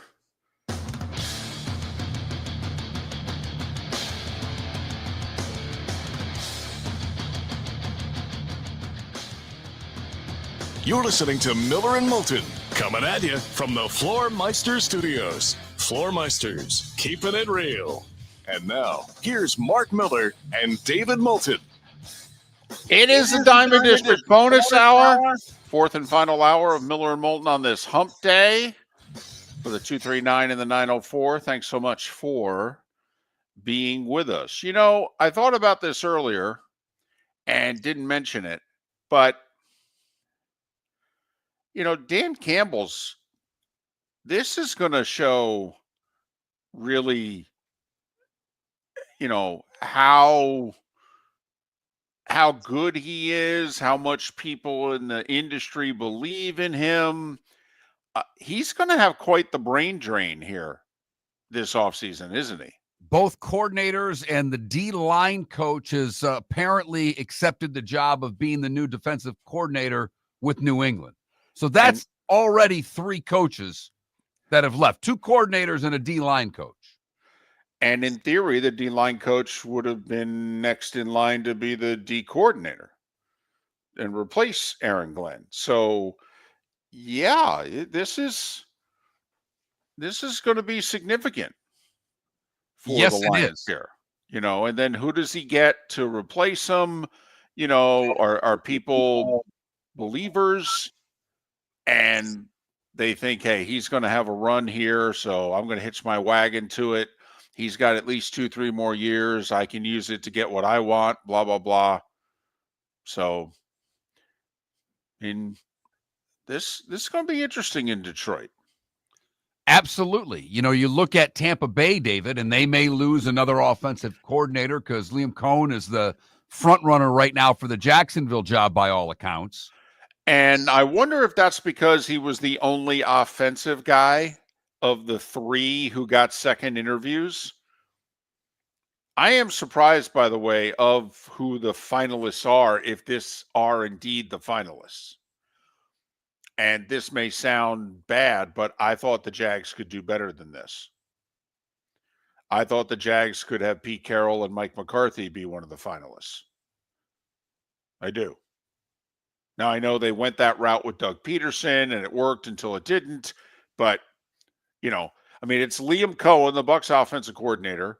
It's Robert Saleh, the former head coach of the Jets and Niners defensive coordinator before that.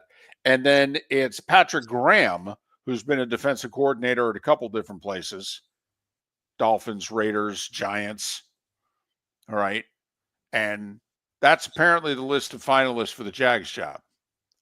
I thought that they would entice a better talent pool, to be brutally honest. I'm with you. We talked about the division, the core, but I wonder what folks think of Trevor Lawrence.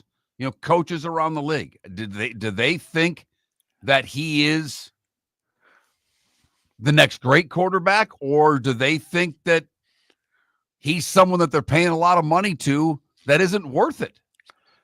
I'm also curious how much of this group of finalists has to do with the GM and how some of the more high-profile candidates are kind of like, yeah, I'm not feeling the Trent Baalke thing. Just not feeling it. Nope. Sorry. We did get a great text, David, and the keyword to text the show, 21,000 is the number, but you need to text the keyword Miller. Apparently, you may have to do it a couple of times because it didn't work for someone, because we had a text right before Seth's interview. Poll question: should media be allowed in the locker rooms? And I'm like, that's a great question. That is a great question. I needed it an hour ago. Maybe we'll use it tomorrow. Maybe we will. To which they responded, sent an hour ago. Trent let me know he was getting my text, had to do the Miller keyword a third time, back on track now. Huh. So for all of you that I am not responding or not reading text, you may want to try the keyword again, because trust me, I've been responding all morning. I've been having conversations, with a mother who doesn't, who wants the players left alone in the locker room after the game. And I'm like, would you, it's the mother in me doesn't want reporters in locker room. And I said, would you want your son to speak to another adult that way? My only question. And we, agreed to disagree. But love chatting with the texters like you love talking with the Twitch chat room. I do. Well, they argue with one another. Boy, and do they argue with one another. Man, oh man, you can just let them go. They have their own thing going. Yes. It's kind of like they just use our show as a medium to talk about what it is they want to talk about. One of the things we've been talking about today, because I couldn't come up with a good poll question. David couldn't come up with a good poll question. Nope. So we relied on what national day it was, because there's a national day for damn near everything. And today happens to be National Hot Sauce Day. So for our Swamp Buggy Races poll question, we said, which of these are your favorite? Cholula, Tabasco, Frank's, Sriracha. Right now, Cholula has slipped into the lead over Frank's, Sriracha in third, Tabasco bringing up the rear. Now, I voted for Frank's because you said if you like buffalo wings and what have you, that's basically Frank's. Yes. Okay. So that's why I voted the way I did. I don't know how much that they put on your mild wings, but medium. Golly. Man. And I do like ranch over sour cream. Sorry. or Miller blue and Moulton. cheese for that matter. Well, that's true. That I like ranch over both. Yes. Do you put ranch? Like, are you one of those people, like a teenage girl that puts ranch on your baked potato? No. Okay, I just, if they say ranch or sour cream, ranch or blue cheese, I just say ranch. That's all. That's all. And I understand, you mock me for that too. And that's okay. I can handle it. I enjoy my food too much. You can't embarrass me about my food choices. I just go, interesting. I just keep eating, man. I'm a machine. That is true. There is no doubt there. I've seen it. I've seen it in competition. I've seen it for. That's really what I think's the most impressive thing is I have seen you eat in a competitive mode twice. Years ago, I've told the story many times on air. We interviewed two local people that were going to try to make their run at the Nathan's hot dog contest. We had someone from Nathan's here. We went out back during a commercial break, and we didn't have the whole 10 minutes. We did 2 minutes. I had just eaten lunch. We came in early to tape this interview. I showed up with my 2 double cheeseburgers, ate them before the Nathan's people came in. And then they're like, well, why don't we go out back and do a taste test? And I'm like, oh, for goodness sakes, I just ate lunch. And Moulton destroyed these two amateurs. I mean, destroyed. I still have the video. It is one of the more impressive things that I've ever seen. So impressive that the Nathan's hot dog person thought David could win a region. And he said, I don't know if you can win this region because so-and-so is going to be there and he's going to do somewhere in the 50s. But I think if we had you in the right region, you could win. That's how impressive David was. The other was at Shula's Steakhouse. They had a steak eating contest. I tried to hang with the champ. There were 3 of us that were at a blistering pace for the 48-ounce porterhouse that they have at Shula's. I looked over at David and the other guy, and I noticed at about the 5-minute mark that they were ahead of me at a level that I couldn't catch. So I finished my steak in like 8.5 minutes because I literally took my time with the last 3 minutes. David came in somewhere around 6.5 minutes. And they told me I finished second, even though I finished first, because they said there was a very small, like, grizzle on the bone that I didn't get off. Meanwhile, I literally sat there for 20, 30 seconds till the second place guy finished. If they had pointed it out earlier, I would have said, oh, okay. Absolutely. Absolutely. So, yeah. but the thing is, the most impressive thing about David, and I described 2 competitive eating circumstances, is that it's not much different if we go out after the show and go to knock down some wings. David and I have spent our entire lives eating during commercial breaks. Yeah. Uh-huh. It's all the time we have. And when we eat at home, our wives look at us with disdain at times because we eat the same way at home. And it's just as if we think our daughters are going to steal the food off of our plate. When in fact, what we're doing is finishing fast enough so that if they leave anything on their plates, we can take it down as well. I will say I apparently always ate this way as a child. I'll never forget my grandfather.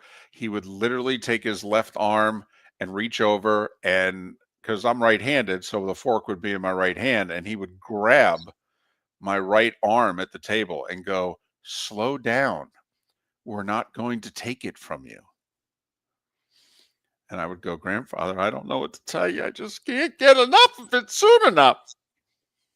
The only thing that I think I could beat you at in a competitive eating standpoint is that if we did ice cream, I feel confident that I could out-eat most human beings with ice cream.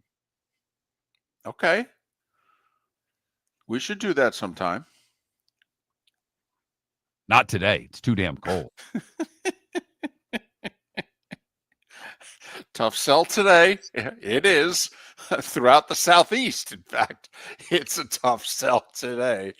So all of that to say, vote on our Swamp Buggy Races poll question. Go to that Mark Miller, the David Moulton, Miller_Moulton on X. So I was just thinking about that the Lions are having quite the brain drain here. Vrabel's apparently putting together a highly thought of staff. I think he grabbed the special teams guy out of Denver. And Ben Johnson, I guess he's thinking about former Saints head coach Dennis Allen. And I guess if the interim head coach, the special teams guy, doesn't get the job in New Orleans, I guess he's got a job waiting for him with Ben Johnson and the Bears. I do think, and this is I like Dan Campbell. I like the way he operates. I don't think he'll have difficulty getting other coaches. I think he's created a good enough culture in the short time he's been there and the talents there that coaches, he has his network. I think people will want to coach with him. So we'll see where it goes in Detroit. And also we'll see, today's a big day for the Jets. I mean, they have their number one GM and head coach candidate in-house yesterday. They left without signing. Aaron Glenn was supposed to fly to New Orleans last night and this morning. Can't. Airport's closed. Can the Jets get him signed before he goes to NOLA? Miller and Moulton. Whether you're chasing peak performance, reigniting intimacy, or simply want to feel your best, Game Day Men's Health creates customized game plans to optimize your health. Call 239-427-3441 for our Bonita Springs and Naples location to set up your free testosterone test and consultation. Mention Miller Moulton Radio Show for 10% off your service. Find your maximum self with Game Day Men's Health, Bonita Springs and Naples, Florida. Call 239-427-3441 today. The world-famous cigar bar started as a neighborhood place in downtown Fort Myers, and now it's a brand, a destination, with 4 locations. The original place, Henry Street, Fort Myers, Gulf Coast Town Center, on Southeast 47th Terrace off the Cape Coral Parkway, and the Lounge on West 1st Street in Fort Myers. A place to go, whether you just need a relaxing drink and a smoke after a tough day at work, or a place to go celebrate. From relaxation to celebration, the world-famous cigar bar. American Paint Supplies, for nearly 30 years, is your one-stop shop for all your coating needs. If you are a designer, a contractor, a professional painter, or a weekend warrior, American Paint Supplies is the place where experts go to get expert solutions. At 6100 Shirley Street in Naples off of Pine Ridge, American Paint Supplies delivers the best solutions with the best products with the best support. Meet Gene and his team today at American Paint Supplies. Call 239-566-2700. That's 566-2700 or online at AmericanPaintSupplies.net. Gentlemen, as your wife mentioned getting new flooring, but you don't want to go through the hassle, well, go see the Floor Meisters in Naples next to Costco. They understand your time and money are important, so they'll make it as painless as possible. With a huge in-stock selection of carpet and Cortec, they can get you the floor your wife's been asking for. They carry wood, vinyl, carpet, and tile. If you do it yourself, no problem. They can handle that as well. So go see TJ at the Floor Meisters and tell them, just keeping it real. This is Miller and Moulton.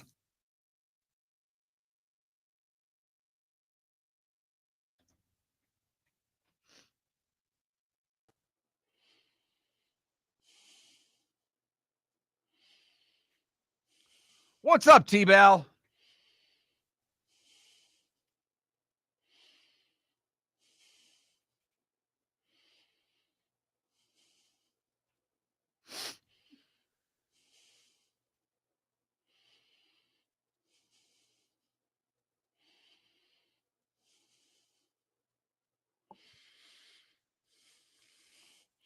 How you holding up there, buddy? Have you emerged from the bunker?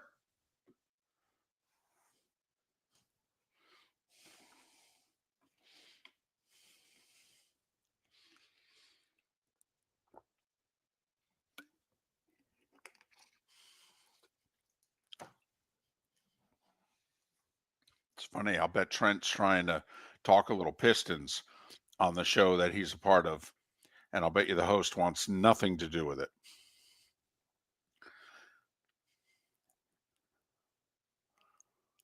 Bum, bum, bum, bum.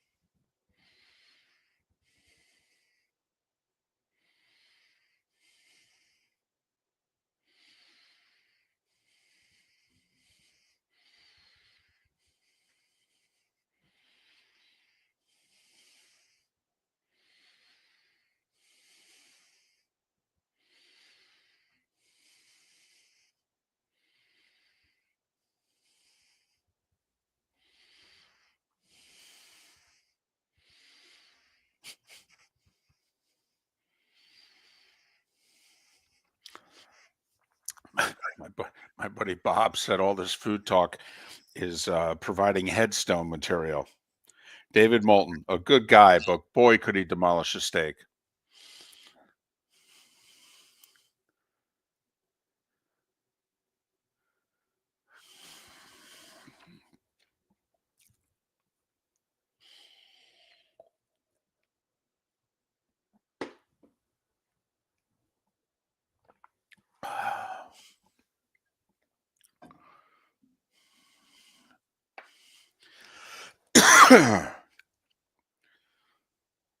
Men's?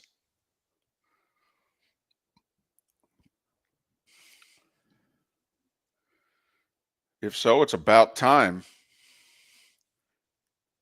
Guy ran that program into the ground. Guy who replaced him at Vermont just won a natty. They were really good, weren't they? Damn right they were. Yeah. Ken got that hire wrong. Nice enough guy. Jesse Cormier, I think was his name. Nice enough guy, but he made that program very average.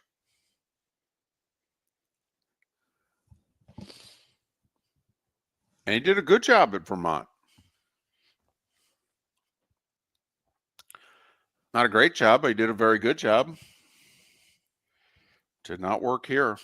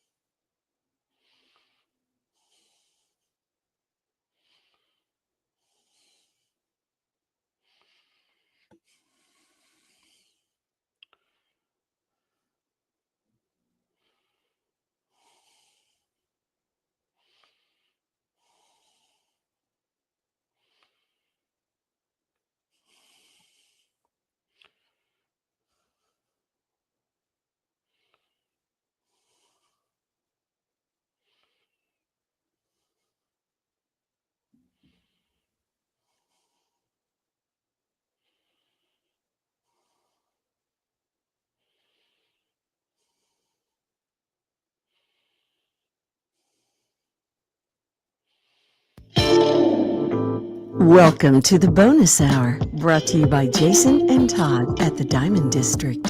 And now, here's Mark Miller and David Moulton.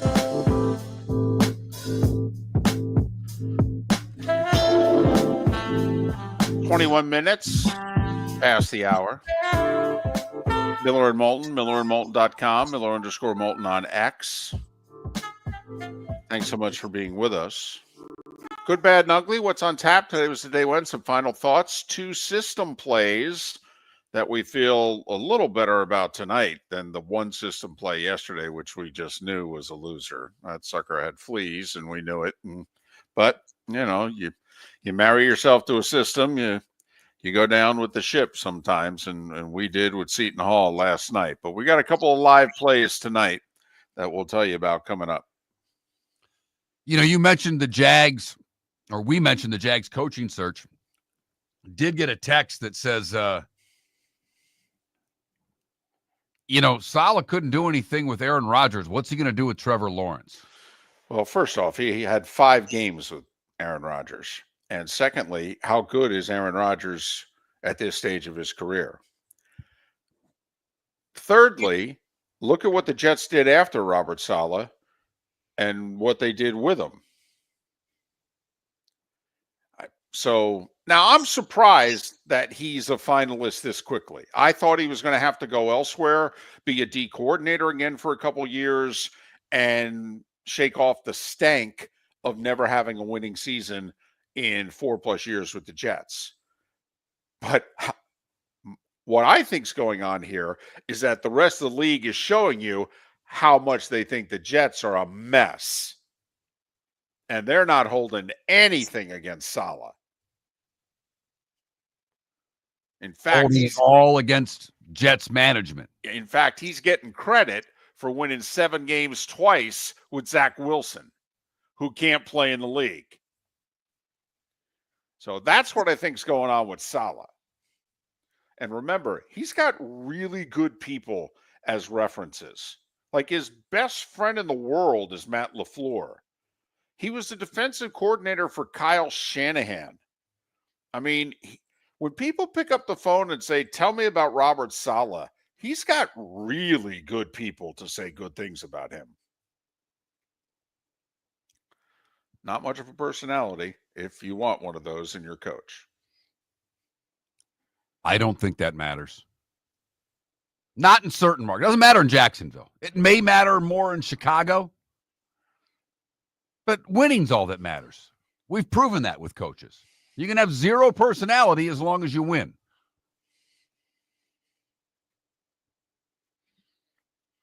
So I don't think that that's, it would be nice if they could conduct themselves in a presser the right way, but it's not necessary. Just win the damn game. Okay. I just asked. No. I'm not, arguing with you. I just think that right. I don't think it's a prerequisite. No, I do think, though, that fans prefer a coach that has a little bit of a personality, especially since football is such an emotional sport. So I think they want to see from their coach that the losing bothers them. Like if we talked about Philadelphia sports briefly earlier in the show. Mark, if you look back at the coaches and the managers that they love, all right, it's the ones who, well, losing is insufferable, and I'm not going to deal well with it. I mean, you can ask a lot of Eagles fans their favorite coach. They'll still say Buddy Ryan. And if not Buddy Ryan, they'll say Dick Vermeil. Why? Because he cried when they lost, and they loved him for it. You can still drive through Philadelphia and see Dick Vermeil on billboards selling stuff. He hasn't coached the Eagles since 83, by the way. It might have been 82, actually. So, it's not Doug Peterson. It's not Charlie Manuel. Larry Boa, to a lot of Phillies fans, was the perfect manager. Always yelling at somebody, cared passionately. Couldn't get his teams in the playoffs, but they argued we weren't good enough to make the playoffs then. If he had Charlie Manuel's guys, we would have won more than one World Series. Huh? Okay. And while he seems like a really nice guy, I don't see Andy Reid yelling, crying, screaming. He's got a touch of a personality with his shirts, but he's pretty dry when it comes to pressers and doesn't say a whole lot. Right. I mean, it wasn't until he started getting in the commercials with Mahomes when he was eating the food that people started liking him more. Right. No, they were ready to move on from Andy Reid. I mean, he only went to 5 NFC championship games at a Super Bowl. You could see why they'd grow tired of him.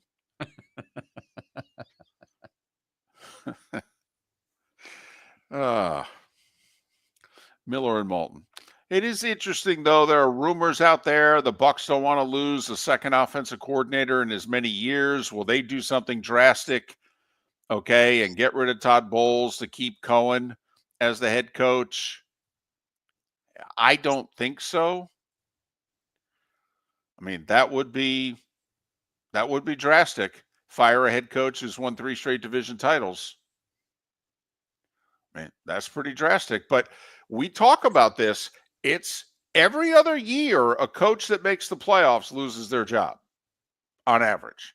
That it's just deemed they're not good enough. They're not the answer. Remember, by the way, John Gruden was fired in late January. Almost a month after the season ended, Gruden got fired.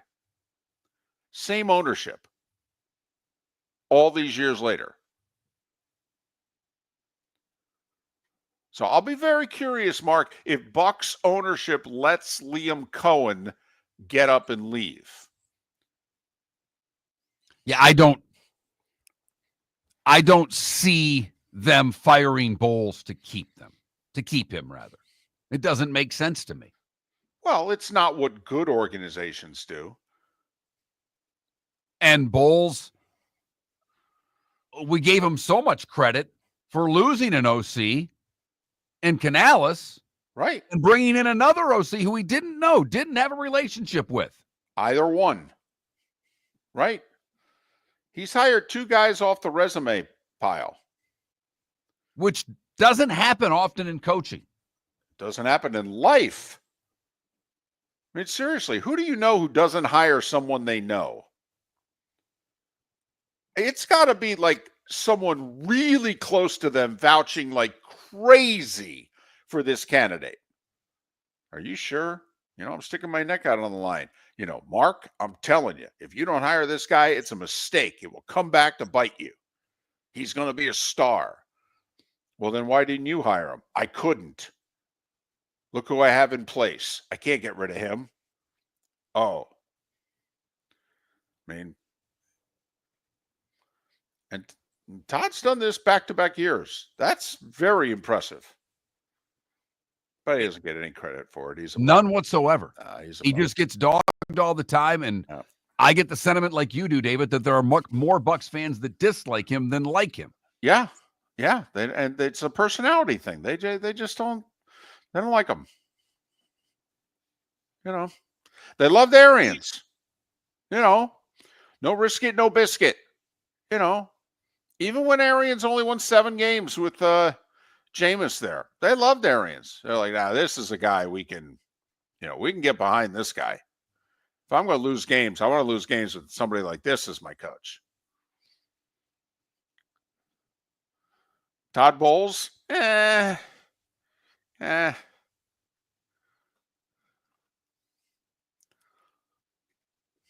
It's bizarre to me. Just keeps winning divisions. Yeah, it's the greatest run in Bucs history right here. 5 straight playoff appearances? 5 straight playoff appearances. 5 straight playoff appearances. 4 straight division titles? It's the worst franchise in North American sports when the decade began. He's a bum. And I think we'll be favored to win the division again next year. I know there'll be a lot of talk for Atlanta and Penix, but I still think the Bucs will be the favorite. If they're not, I'll like the odds I get.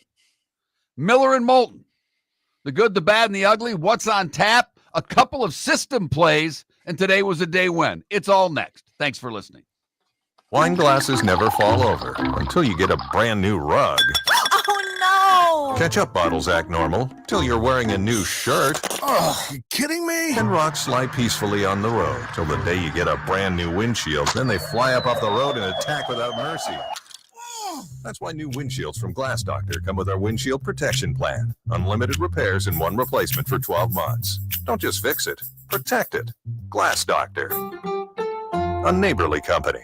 The Cape Coral Police Department is growing. They are currently looking for police officers and are offering a $10,000 signing bonus to newly hired officers. If you desire a career in law enforcement, or if you are already in law enforcement and thinking about making a move to a better agency, think Cape Coral Police Department. If you're looking for a police department that is committed to excellence, that invests in the highest level of training, state-of-the-art equipment, and some of the highest compensation in all of Southwest Florida, then the Cape Coral Police Department is for you. Visit capecops.com. That's capecops.com.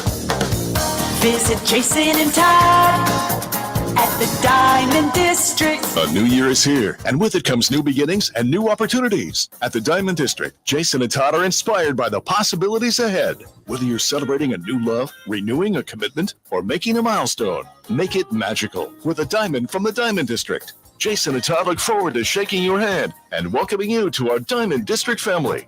At the Diamond District. Mark Miller for Molly Maid. Why Molly Maid, you ask? Trust. Moulton was a customer for 15 years. Affordability. Didn't I just say Moulton was a customer for 15 years? Worry-free services. Our professional house cleaners are fully insured and a 24-hour warranty. Call Molly Maids today at 239-774-5839. That's 239-774-5839 or online at mollymaid.com/FTMYERS. That's mollymaid.com/FTMYERS. This is Miller and Moulton.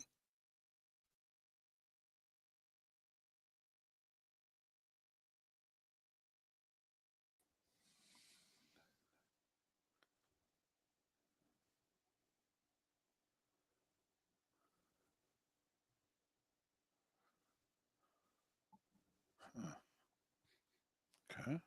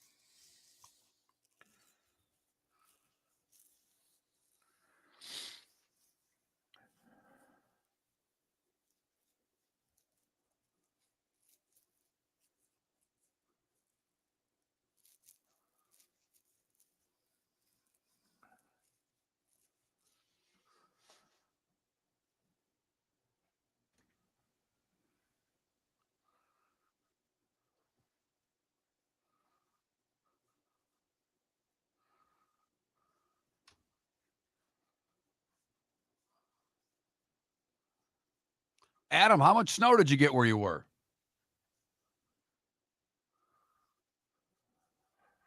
You're closer to Pensacola, aren't you?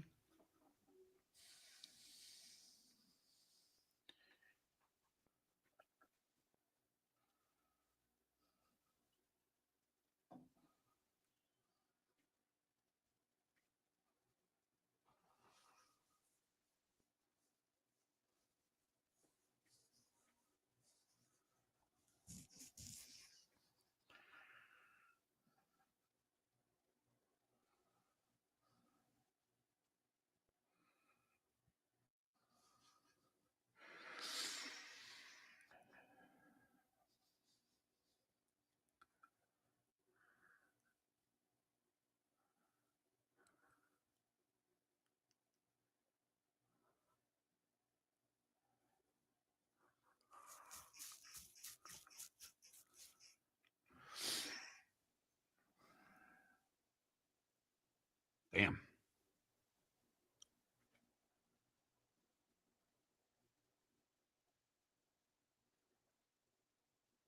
It's amazing. It snowed more in the Panhandle than it did in North Carolina. Yeah.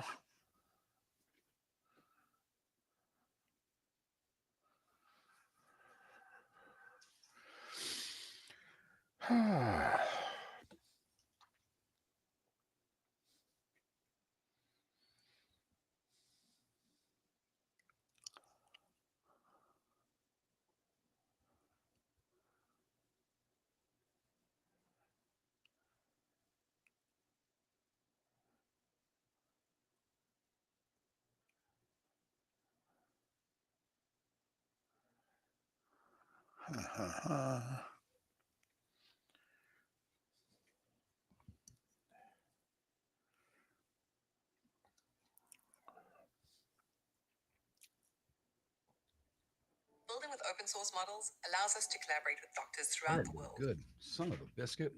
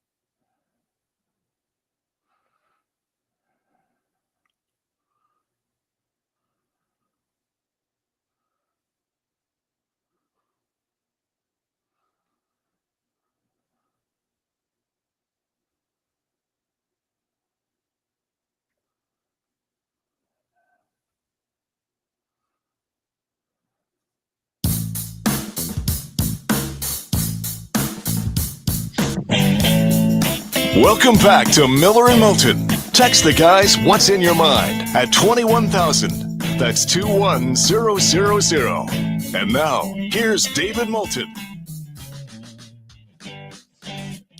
22 minutes, still the top of the hour. 16 until we're done talking. Miller and Moulton, millerandmoulton.com, Miller_Moulton on X. Our poll question, our Swamp Buggy Races poll question. What's your favorite hot sauce? It's National Hot Sauce Day. Mild wasn't one of the choices, so David just forwarded this. Medium! God. Cholula has taken the lead over Frank's in a battle between Cholula, Frank's, and Sriracha. Tabasco bringing up the rear. All very close. That Mark Miller, the David Moulton, Miller_Moulton on X to vote. And I voted for Frank's because that's apparently the dominant sauce in Buffalo, right? That's Wings your and Buffalo whatever. wing sauce. Right. Yeah. Yeah. On my medium wings. Right. Ordered mild in front of them one time. One time. I think I did it so that my breath wouldn't be so bad. Never going to do that again. I'm going to just breathe all over them next time. That's fine. Go right ahead. I want my head to be sweating when I'm eating wings. I want some heat. You and my brother-in-law, man. He literally wants to look like he's done with an hour workout when he's done with his wings. Yeah. Give me some heat, baby. By the way, speaking of in-laws, happy birthday to my son-in-law. Look at you. Just wanted to say that. All Look right. at you. Yeah, I mean, he's making the cut so far. Okay, so looks like a keeper. So key word there, so far. So far, I mean, we're Mark. Come on now. How long you been married? 12 years? Yeah. Right. I've been married. Let's see. Do some quick math. 28. I mean, Mark, don't you feel as if we're all day to day? Absolutely. I mean, don't you feel as if the marriage is, how are things going? Good, so far. Well, I think anything under 6 years is so far. You got to get to like 6 for it to count. So 6 is the threshold, huh? Yeah. It's got to be 2 hands. All right. Okay. You got to get to the other hand. Yes. Okay. I'll when I see him later, I'll throw that at him and I'll say, by the way, Miller Moulton, we're talking, and we don't think your marriage to my daughter counts yet. Okay. What do you say? Does it count to you? Does it feel official? He's going to say, hell yes. Or does it feel like, things are going okay? Remember, so far. Your daughter with all of the sarcasm of her father. Do you know what's good, though? I think deep down he knows he can tell me the truth. That he knows I'm such a blankety blank that he could just look out of the side of his mouth and go, let me tell you, your daughter is a blankety blank handful. And I'd be like, oh, yeah, I know. I helped raise her. Absolutely. I'm mostly responsible for that. That's right. Well, unfortunately, that was my side of her. You need to deal with her mom's side of her. It's that time again, nearing the end, but not quite there yet. Here's Mark Miller with Today Was the Day When. Today was a day when, brought to you by Game Day Men's Health. Go to GameDayMen'sHealth.com or call them today, 239-427-3441. 239-427-3441 for their Bonita or Naples location. Find your maximal self with Game Day Men's Health. David, I put this first one in specifically for you. Okay. It was today in 1964 that the world's largest cheese, 15,723 kilograms, is manufactured in Wisconsin for the New York World's Fair. That's right. It was that summer of 64. That's why they built Shea Stadium. 1968, Rowan and Martin's Laugh-In sketch comedy television program premieres on NBC. Groundbreaking, to say the least. Yeah, you ain't kidding. 73, kind of a biggie. The Supreme Court legalizes most abortions. Roe v. Wade. Also, that same day in 73, in Kingston, Jamaica, George Foreman TKOs Joe Frazier in 2. Down goes Frazier. Down goes Frazier. Didn't he knock him down like 5 times? 6. Knocked him down 3 in the first, 3 in the second before the fight was stopped. Today in 84, in Tampa, the Raiders, the LA Raiders, trounce the Washington Redskins, 38-9, your MVP, Marcus Allen. With the iconic run where he reversed the field and went up the middle. And Jack Squirick, the interception at the end of the first half.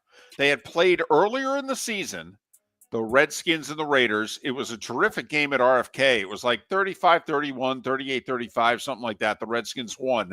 And late in the first half, they ran a screen play to Joe Washington, did the Redskins. And he took it like 75 yards. And they ended up scoring right before the half. They're down 14-3. They're in the exact same situation. They tried to run the exact same play. And backup linebacker Jack Squirick saw it happening, snuffed it out, picked off the Theismann screen, returned it like 7 yards for a touchdown, and that game was over. One of my favorite little statistics ever. I brought this up before. It was today in 87 that there was a blizzard in New Jersey. But the game must go on, David. The Devils and Flames played before a crowd of 334. New Jersey wins 7-5. At Brendan Byrne Arena. 89 at Joe Robbie Stadium. The Niners beat the Bengals 20-16. Jerry Rice, the Super Bowl MVP. And after that third Super Bowl win as the head coach of the Niners, Bill Walsh retired. And regretted it. Said, I just needed a 2-month vacation. 06 rather. Kobe scores 81 in the Lakers' victory over the Raptors. Second highest game total in NBA history. Only Chamberlain's 100-point game is better. Wow, that was 19 years ago? Yeah. Wow. 06 AFC and NFC championship games. Pittsburgh beat Denver. Seattle beat Carolina. Neither game was close. 2012 championship games. The Patriots beat the Ravens 23-20, and the Giants beat San Francisco 20-17 in overtime. Flacco hits, I forget the receiver, in, pretty similar drop to, I think it was Evans, the former Bills receiver. Was it Lee Evans? Hits him in the hands in the end zone for what would have been the winning touchdown with under 30 seconds to go. But he drops it, and so on 4th down, they have to send the kicker out for a chip shot, like 30-yarder, to send it to overtime, and he missed it. Ravens got the answer a year later. They went to New England and beat them in the AFC Championship game.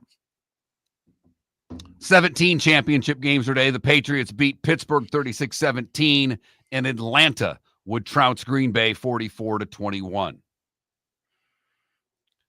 Lord Byron, the poet, Sam Cooke, the singer, Bill Bixby, the actor from The Incredible Hulk, Mike Bossy, Charles White, and Michael Hutchins from INXS all would have celebrated birthdays today. Wow, that's a really good list, unfortunately, of people no longer with us. Steve Perry from Journey is 76. And they're still not having a cup of coffee together, him and Greg Sean.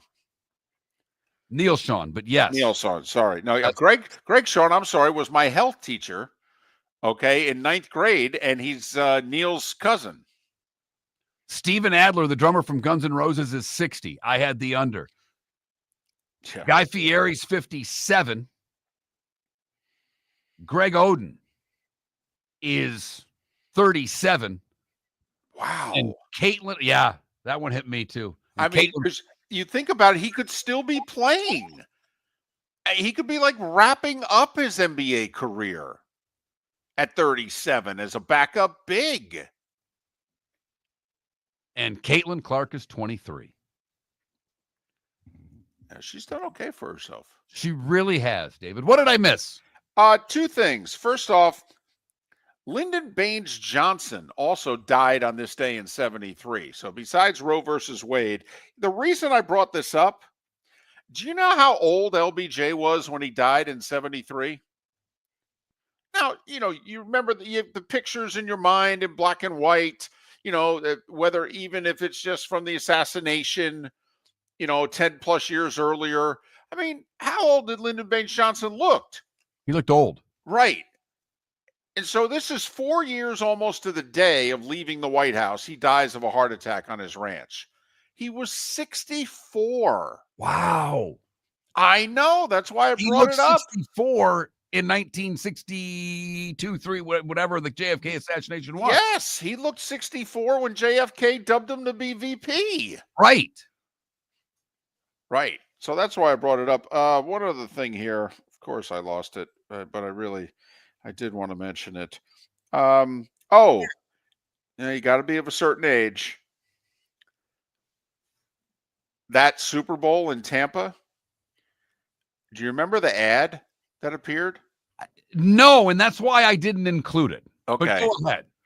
Apple's iconic 1984 commercial. Was it iconic? Well, it's credited with kind of like making Apple kind of like a national thing. Okay. All right. All right. It said on January 24th, Apple Computer will introduce Macintosh, and you'll see why 1984 won't be like 1984.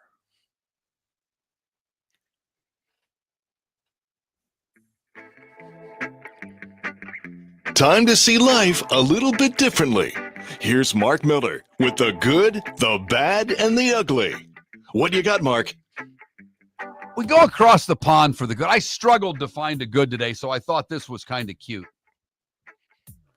A choir dubbed the Prime Timers has 17 members. They are in the Guinness Book of World Records, being named the oldest choir in the world. The average age of the 17 in the choir. Would you care to take a stab, David, at the average age of the 17 people in the oldest choir in the world? 85. Good guess, 94. Damn. They range in age from 87 to 99 years old. I congratulate them just for living. For the bad, we go a little closer to home, Babcock Ranch in Florida, where 2 teenagers were arrested after being accused of stealing multiple cars and committing burglaries. Adam Giordano and Justin Bowles are facing charges in both Lee and Charlotte counties because they were stealing cars from homes, taking them out for joyrides, robbing places, and then bringing the cars back. These teenagers will have a hell of a life ahead of them as they spend a little time behind bars. Finally, the ugly. we go to Cape Coral, proud sponsor of The Good, the Bad, and the Ugly, where Kayla Jean Locke was pulled over. As police approached the car, Locke drove away, nearly hitting an officer. The officers continued to try to pull her over, but she sped away, driving on sidewalks before finally getting stuck in the center median. She got out of the car and ran away, throwing items out of her pockets. The Cape Coral police said a canine officer chased before releasing his dog. The dog did his job and was called off before having to bring Locke down. She had a pocket full of drugs. She had stolen the car. And she got a DUI. That's a hat trick from the Cape Coral Police Department. And it is The Good, the Bad, and the Ugly. On today, Wednesday, January the 22nd, go to capecops.com, still offering the $10,000 sign-on bonus for new police officers. Hell, you could have been chasing Locke down and watching her throw drugs from her pockets as she wandered down the gritty streets of Cape Coral. All information about those jobs are available at capecops.com. 4 games in the NHL tonight, including the Panthers and LA Kings, 10 o'clock on TNT. 9 games in the NBA. ESPN has the double dip at 7:30 and 10. Man, they are shoving the T-Wolves and the Mavs down our throat again. This is like the third time they've played in 2 weeks. And Golden State's at Sacramento at 10. That's your NBA double dip. But we got 2 system plays tonight in college hoops. All right, give them to me. 7 o'clock SEC Network. The Gators ranked 5th on the road, a 10.5-point favorite at unranked South Carolina. So I'll play it, but I like the Gators. So we got the Gamecocks and the points. And also at 7 o'clock on ESPN2, 12th ranked Kansas at TCU. TCU getting 6.5 at home. So we're on the Gamecocks and the Horned Frogs. Getting the points at home tonight, our 2 system plays. Miller and Moulton, thanks for listening. Swamp Buggy Racing returns to Naples, Florida Sports Park Sunday, January 26th for the Swamp Buggy Winter Classic. Naples' all-American weekend of family fun starts Saturday the 25th at 10 with a red, white, and blue parade and celebration down 41 from Coastland to 5th. But Sunday, we're Swamp Buggy Racing. 6 categories, from Jeeps to Bog to the big V8s that roar around the famed Mile of Mud. It's Florida's oldest racing tradition. Get tickets today at swampbuggy.com. American Paint Supplies, for nearly 30 years, is your one-stop shop for all your coating needs. If you are a designer, a contractor, a professional painter, or a weekend warrior, American Paint Supplies is the place where experts go to get expert solutions. At 6100 Shirley Street in Naples off of Pine Ridge, American Paint Supplies delivers the best solutions with the best products with the best support. Meet Gene and his team today at American Paint Supplies. Call 239-566-2700. That's 566-2700 or online at AmericanPaintSupplies.net. Cape Coral Police Department is growing. They are currently looking for police officers and are offering a $10,000 signing bonus to newly hired officers. If you desire a career in law enforcement, or if you are already in law enforcement and thinking about making a move to a better agency, think Cape Coral Police Department. If you're looking for a police department that is committed to excellence, that invests in the highest level of training, state-of-the-art equipment, and some of the highest compensation in all of Southwest Florida, then the Cape Coral Police Department is for you.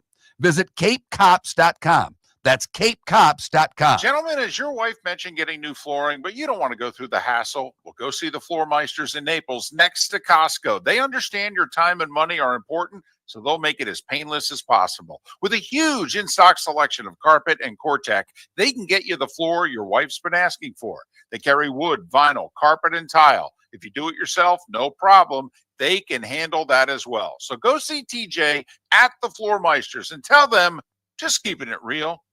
Do you have a sleep problem but don't want to wear a CPAP mask? This is Mark Miller for Sleep Treatment Direct. The mask wasn't working for me, and I didn't think I had an alternative. I do. We all do. They have such simple alternatives with greater success than the mask. Visit sleeptreatmentdirect.com. That's sleeptreatmentdirect.com. And if you are like me and your CPAP machine isn't working for you, it's time for a change. Call 239-444-1741. That's 239-444-1741. Sleep Treatment Direct. Sleep safe and sound. Mark Miller for Molly Maid. Why Molly Maid, you ask? Trust. Moulton was a customer for 15 years. Affordability. Didn't I just say Moulton was a customer for 15 years? Worry-free services. Our professional house cleaners are fully insured and a 24-hour warranty. Call Molly Maids today at 239-774-5839. That's 239-774-5839 or online at mollymaid.com/FTMYERS. That's mollymaid.com/FTMYERS. This is Miller and Moulton